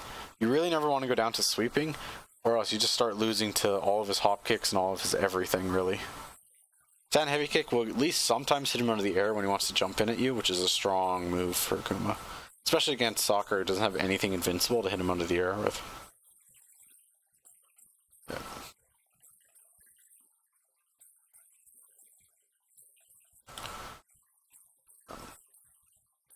Normally you don't want to get into a fireball game against Akuma if you're Sakura, because even though Akuma's fireballs aren't like the best thing in the world, they do have issues. Sakura's fireballs do have issues against them because yours are slower and more recovery, and Akuma has this dive kick and his air tatsu as well. So his jump is much faster than it normally is.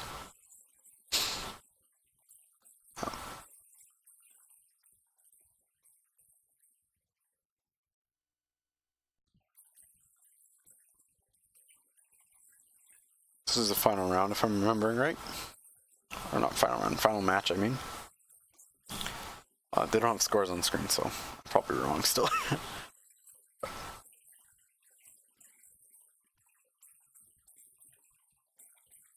It's strange how he's not canceling this. A very strong air throw.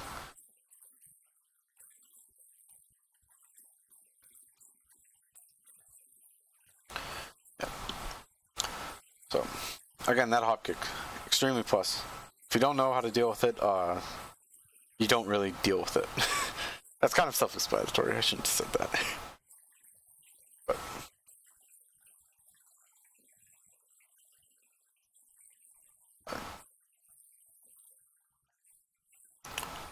Akuma is a character that's going to steamroll you if you aren't on point in everything you do. He's one of those characters that will just, he doesn't have to stop it with anything he does.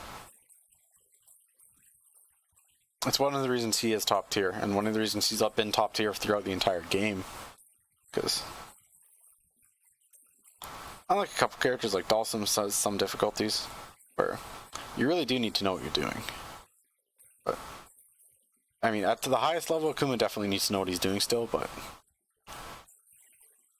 to get to a higher level, or to get to beat people who don't know what they're doing, he's definitely one of the simpler characters. He's a really good starting character too, because he is a Shoto, proper Shoto. That was a very risky Tatsu. I mean, that was obviously a very risky Tatsu because it wasn't confirmed.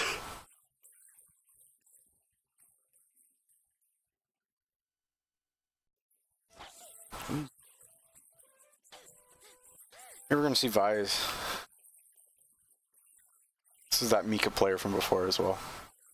He's just going to pick Sodom right away. I think he's learned his lesson with Mika. Hopefully, Vi is hoping right now that he doesn't know about the Vi ACC. That was Western at this time, and there wasn't a lot of communications overseas. And I really hope I'm like not misremembering everything so much that this guy wasn't actually Japanese, but I'm pretty sure he is.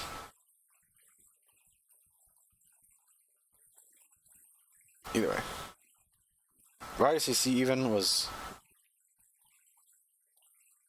somewhat discovered in the year before this when he showed it off, Battle at the Bay. Well, rediscovered. People already knew about it, obviously. So his best hope is really that, I mean, he's still playing Akuma, so he still wants to use it. Because he switched to Ryu as soon as people started figuring it out. And then the adjustment that Sodom's making is that jump heavy punch is incredibly active, and it's going to stop almost all of his jump-ins, Akuma's jump-ins. So like a common strategy is just to fish with jump heavy punches. Sometimes you do a stand heavy punch if they want to try to approach you grounded. But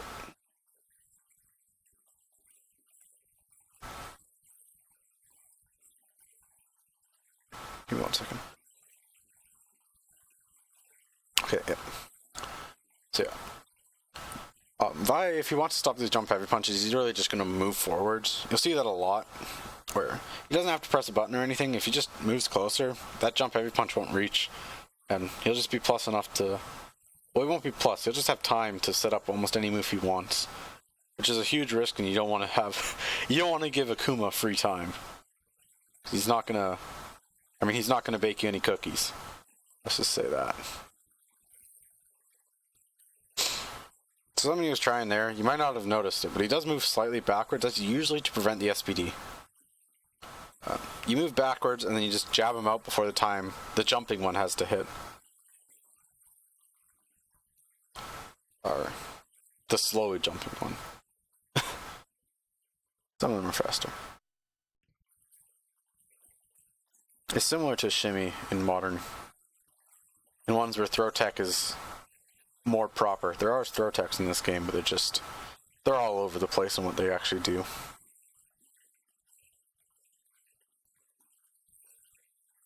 Because one of the other things that, obviously, you haven't seen Akuma throw this whole match.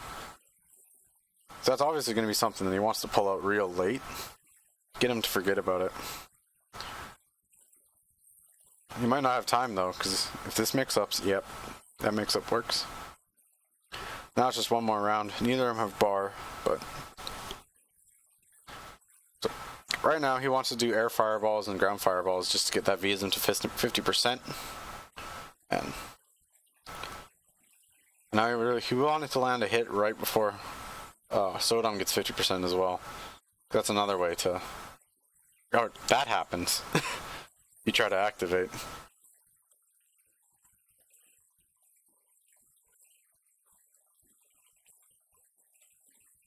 Yeah.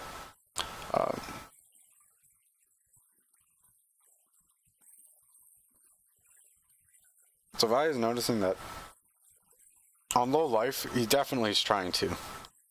He plays a lot more risky when he gets to low life, the Sodom player.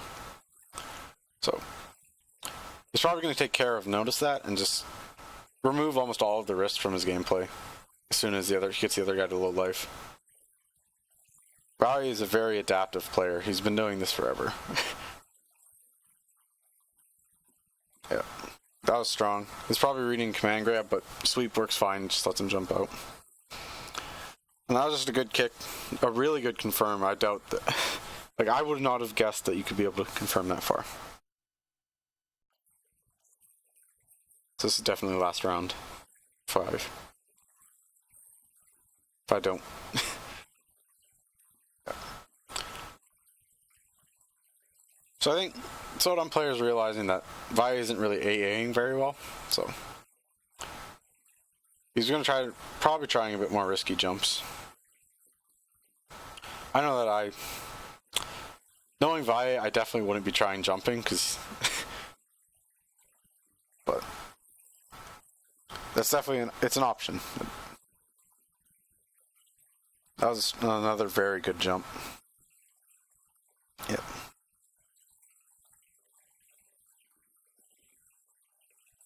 That was a important drop.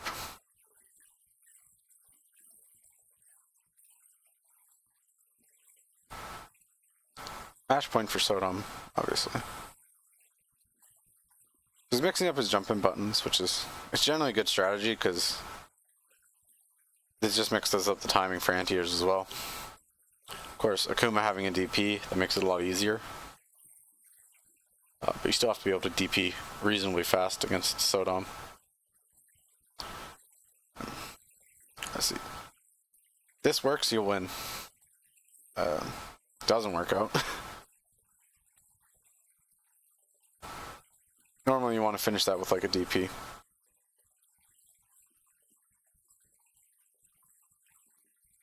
Or normally you want to kill, but DP finishes it well. That and air throw. His demon flip air throw, it's almost completely unscaled.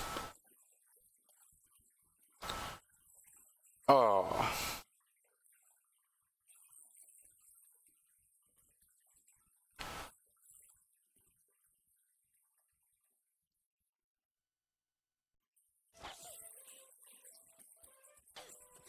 So Bass, he's still, to this day, a very strong Alpha 3 player. Same with CVS2, but I think he plays CVS2 more. But he's one of the players who plays a lot of the old games. And of course, this is where he started that love, so we'll probably see him do well, I mean. Yeah.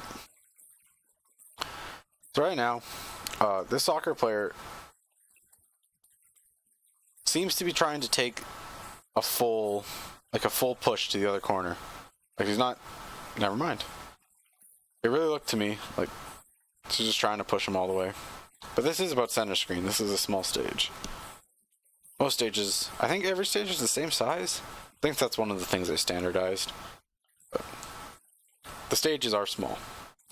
It's easy to get to a corner, especially with someone like soccer. His heavy punch DP just goes so far.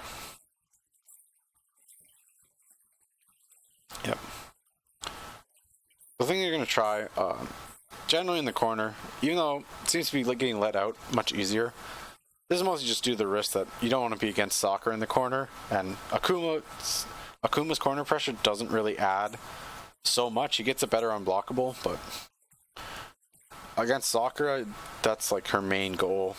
And Akuma, you can just do pressure anywhere, really.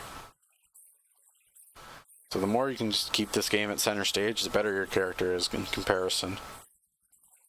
Even though the cornering is a strong advantage for him, but it's also a big risk if you get yourself cornered. You're probably going to see him move away again. Oh. That was a good anti-air.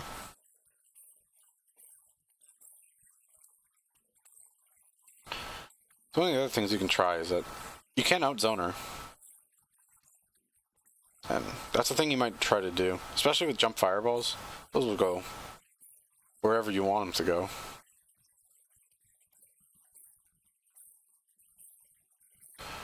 Oh, that was a missed DP for sure.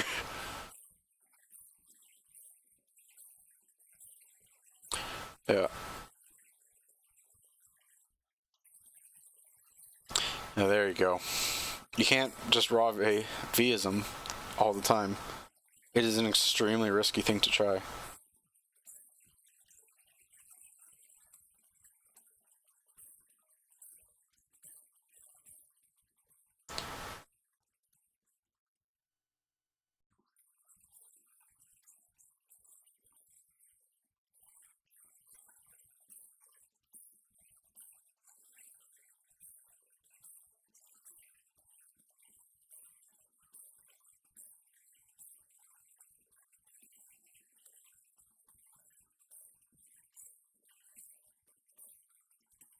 Oh. So he's finally bringing out the air fireball. It's a really fun thing to do in this matchup. Even though you can do heavy punch DP for the zoning style of air fireballs, like not off jump forwards, but if they're trying to zone with it, you can heavy punch DP with soccer right under, and sometimes get the punish, but usually you're at least safe. No. He seems more comfortable trying to do corner pressure right now, but could just be trying to mix up the game plan, throw the other player off the game. No.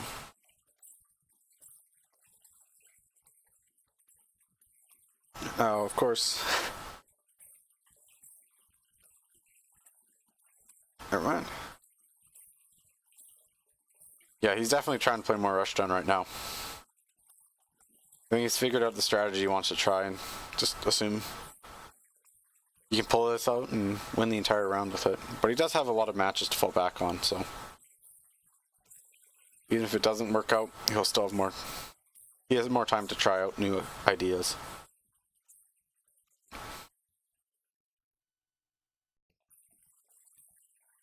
Yeah.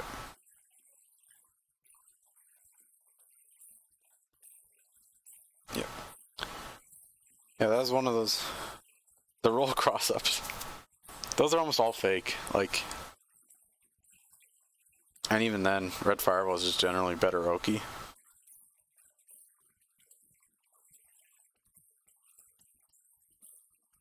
But, so soccer player, she's definitely showing that she can do footsies better than Kuma. That was a really good jump on that sweep. That was another really good jump on those sweeps. Just trading him right back. I'm gonna guess that he's still looking for sweep right now.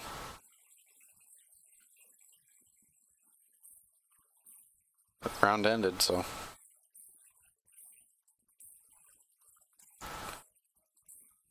So you want to keep this range right. You want to keep it right outside the range you can walk up sweep. And Sakura's just gonna walk up stand heavy kick as well. But probably have other things like back heavy punches to get a good counter hit, because Kuma doesn't have a lot of standing buttons that are really notable. Yeah. Of course, these heavy kicks are really good. You have to really keep Kuma on his toes. He has to walk a good distance before he gets in.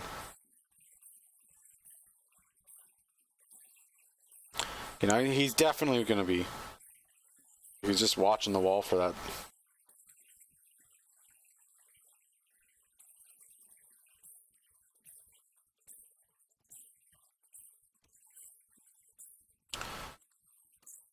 He's going to try to bait him into doing something slow so he can get out of the corner, or he's just going to get out of the corner with stand heavy kicks.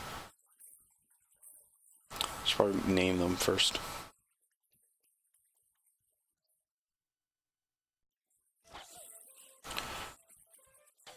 Mike Watson. That's a name I haven't heard in forever. There.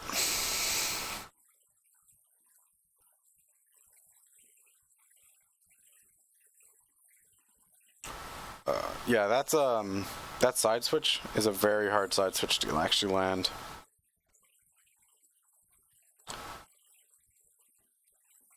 It's one of those things that even modern times people screw that up consistently.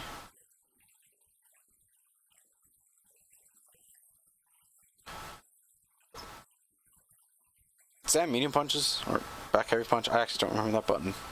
The standing poke that hits high.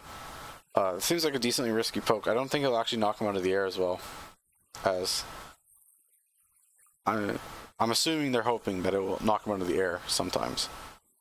Because other than that, it's not going to hit the sweeps, and it's not going to hit a lot of a crutch medium kick, crutch light kick, other confirms and counter pokes. So it seems decently risky. Of course, I'm assuming he doesn't want to stand heavy punch because walk forward sweep is a huge risk from Akuma. So this has a gap in it. You can actually just jab right out of that.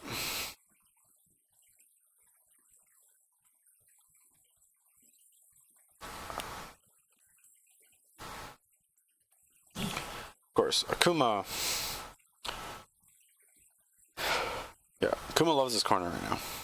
He doesn't want to actually go in as much as you would like normally. Akuma point blank is where he parties, but if he doesn't want to go in because he has fireballs against a character that doesn't, it's a strong strategy to try. But lost in the game though.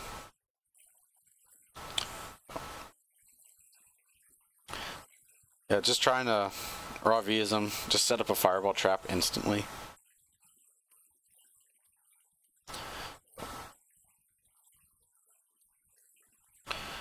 A notable that unless it's like it's going to get hit or blocked, Sodom doesn't want to do a stand heavy punch just in neutral. Because again, walk forward sweep is a big risk. It's not going to stop him from jumping either. Those are some of those bigger problems. Fireballs don't seem that likely anymore because there's no real need right now, especially with how good your jump-ins are. Yeah, just doing some mix-ups. He's going to fireball, he's going to V-ism right after anyways. So that's just a common setup. Even though it's not really a setup. It's just a common form of attack. Yep. So there hasn't been much adjustment. I don't think that he wants to... Sodom is doing those standing moves. I don't think it's going to work out for him still. He's probably going to have to adjust sooner or later if he wants to win neutral more, but he is winning matches, so he doesn't quite need to. Again, Akuma's low life does affect him. It lets you try. Even if your strategy might not be the best, you get more chances to try than Akuma ever will. Yeah.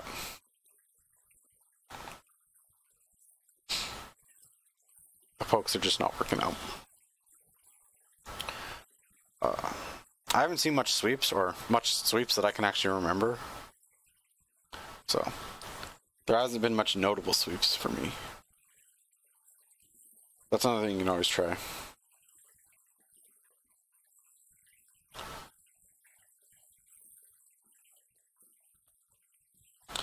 Yeah, that was a missed anti-air timing. He was going for...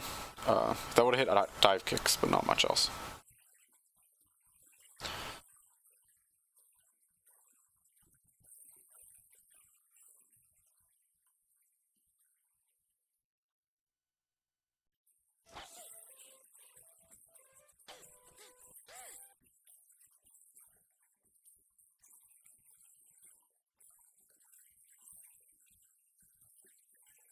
Oh, tango walking. I think that was an input issue.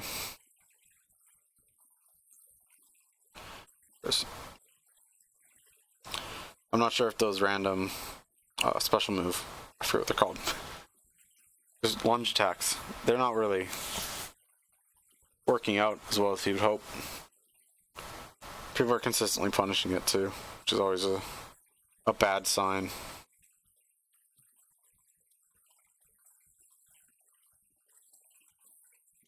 Yep, this will do a grip.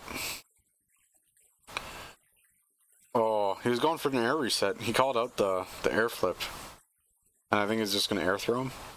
But he either mistimed it or it just doesn't work the way he thinks it does. Oh, that would have been an unblockable.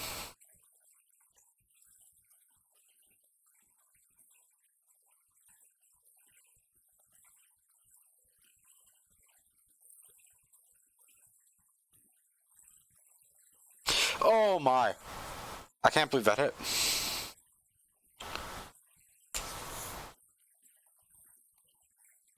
So he's shown a couple command grabs, but none of them have hit so far, so there might still be a chance he hasn't picked up on them. Yeah, that was just a good command grab.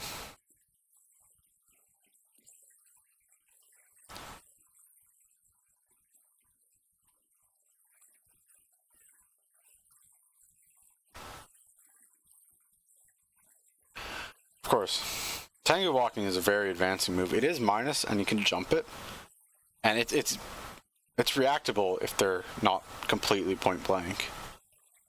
So it's always a good idea to look out for, and I bet he is right now. This wasn't a win, then. Yeah, he definitely tried to just, stop Tengu walking with that crutch-like kick. Another one. Yeah, that air reset's just not working out for him. And that is a mix-up, so it's hard to block those.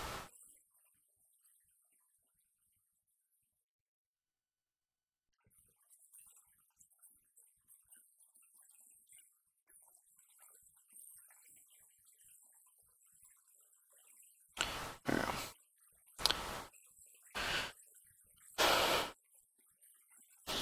Yeah. This stun is going to do a good deal of damage. This is something that you can reasonably expect a chip kill at this point, just if you wanted to with Vism.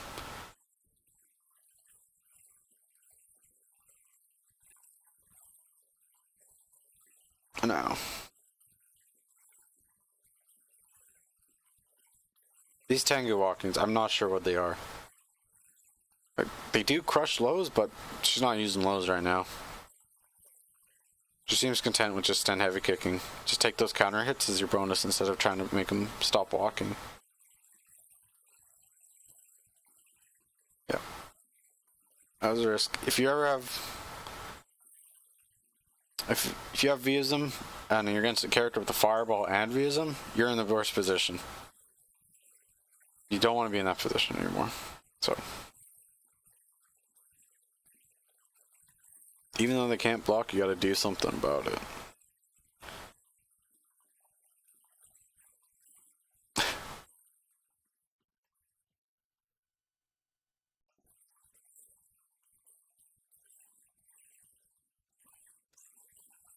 Yep.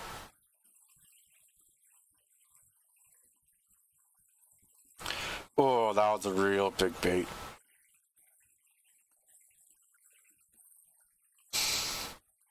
It's unlikely that... oh, this could be... never mind. He gets right back in. Normally, if you land a jump right there, you pretty much have him cornered. And no one wants to play against pressure like that.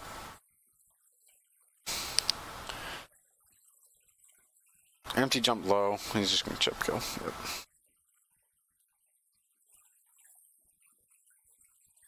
Go. Now.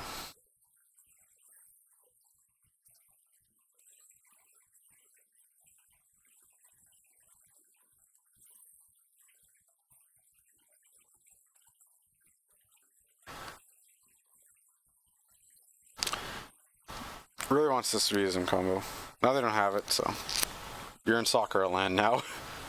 Again, he's using crutch-like kicks just to beat that Tengu walking, and it's a chip kill.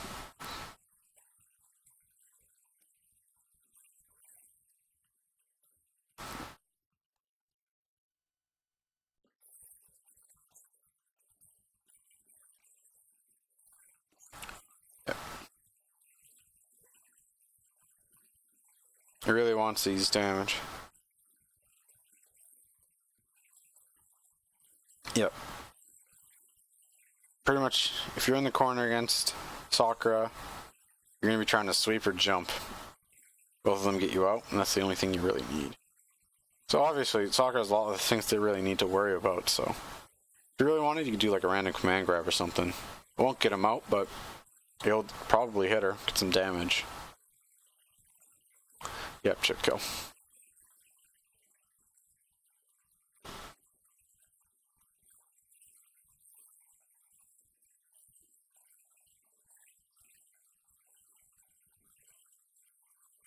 I'll probably see a good round right now. That was a meaty setup, which is a bit strange. You don't normally see those because there's not a lot of notable meaties in this game, even though there was unblockables in like Alpha 1 for meaties. And Rose still has unblockables, but not a lot of things actually matter to link with. It's not that I can remember. You're also just going to do Vism setups for unblockables and stuff. Yep. Like I was saying.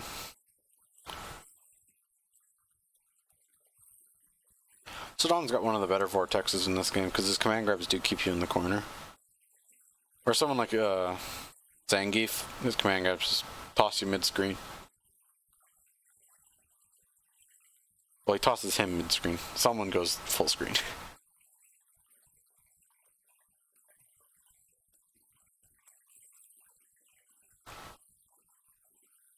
Yeah.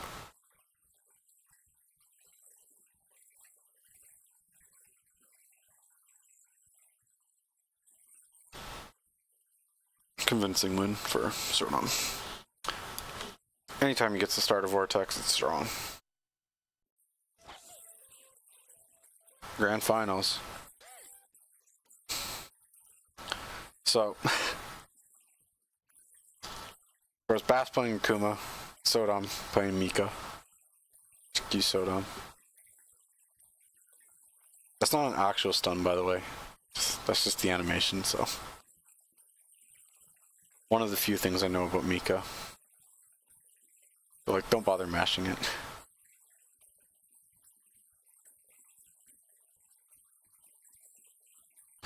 Yeah, and this is where Bass, having played this Mika before, if I'm remembering the bracket right, probably has figured out that he's gonna have pretty much free roam at this point. She doesn't have much options against him. Throws it an overhead to finish, but Tatsu or DP would have worked as well. Obviously Mika doesn't have reversals without meter. I don't even think her command grabs a frame run. That being said, something like hop kick, you can't command grab it, so. An incredible pressure tool like that is just something that has to happen.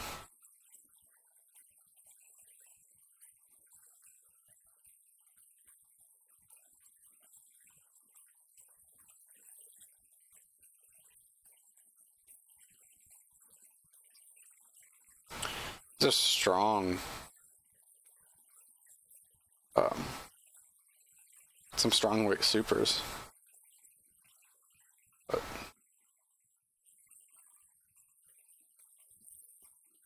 we'll probably see another switch of Sodom.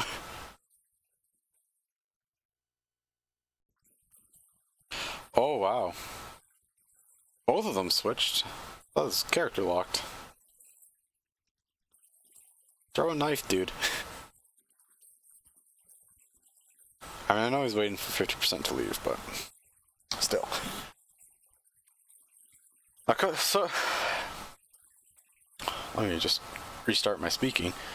Cody's one of those characters who's really well known for just being so good at starting his Vism Infinite, as well as his neat little gimmick in Vism is that he doesn't have push block on some of his. Like, no, he doesn't have pushback when he blocks some stuff. Like, yeah, if he has to block for a while, he'll have pushback again, but normally he doesn't. And that makes him a really strong character against, especially zoning. As well as it lets him escape Akuma's fireball setups.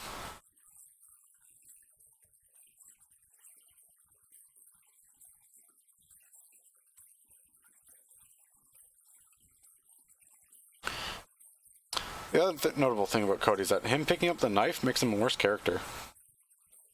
Like, normally you'll only see the knife so that they can throw, like they'll do a small block string and then just toss the knife for some free chip damage. But if they usually don't try to keep that knife up. Because it's really not like a strong thing. It lowers your damage so much. And you're not going to be playing a poking game with Cody. He's got so many other things he can do better.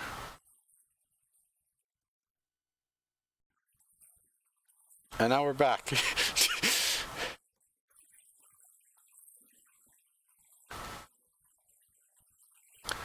So, the switch to Sodom was pretty...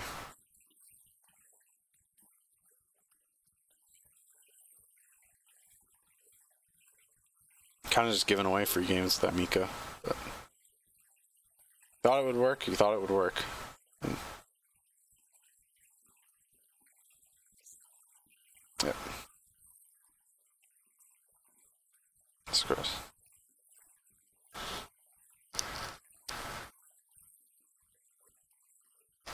So there's gonna be, again, lots of short moves or really active moves. Not short, I mean low recovery moves or really active moves are probably your best bet against Kuma. Because, yeah. There we go. That was a panic.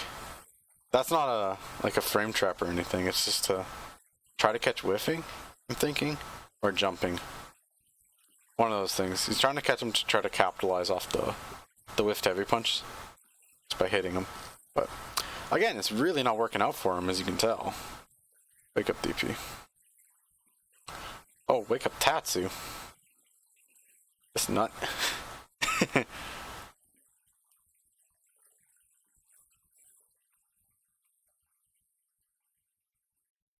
Yep. So I think this is the last match if he wins. Bass wins. Yep. And oh yeah, this is looking like it's going fast. So realistically, Sodom really needs to get out of this corner.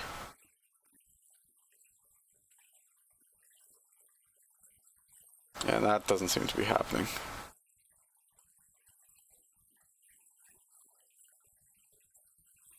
Yeah, you can see him do some crouch light punches just to actually, make those a frame trap.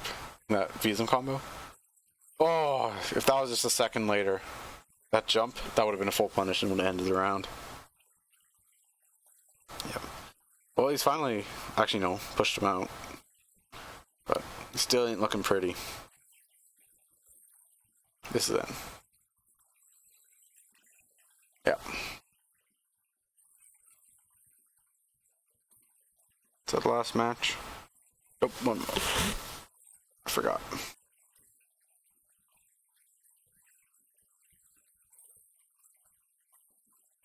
You can sweep under that, but... Oh my. The world's fakest roll mix-up. Those are some round 3 shafts. Game 3. Yeah, that's an unblockable. This should be death. Yeah, that's it.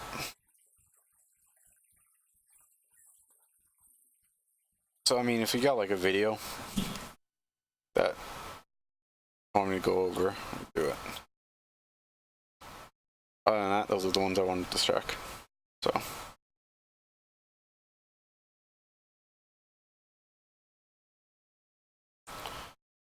We're going to do a quick check on for anything that seems decent.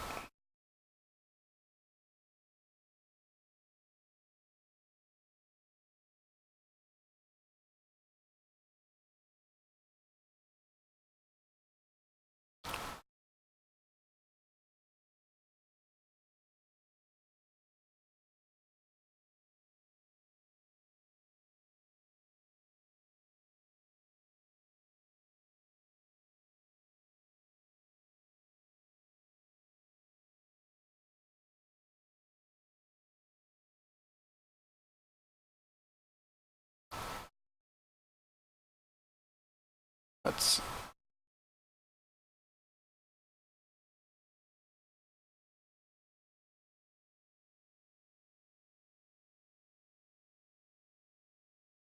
Yeah, there doesn't seem to be anything, so that's just gonna be it.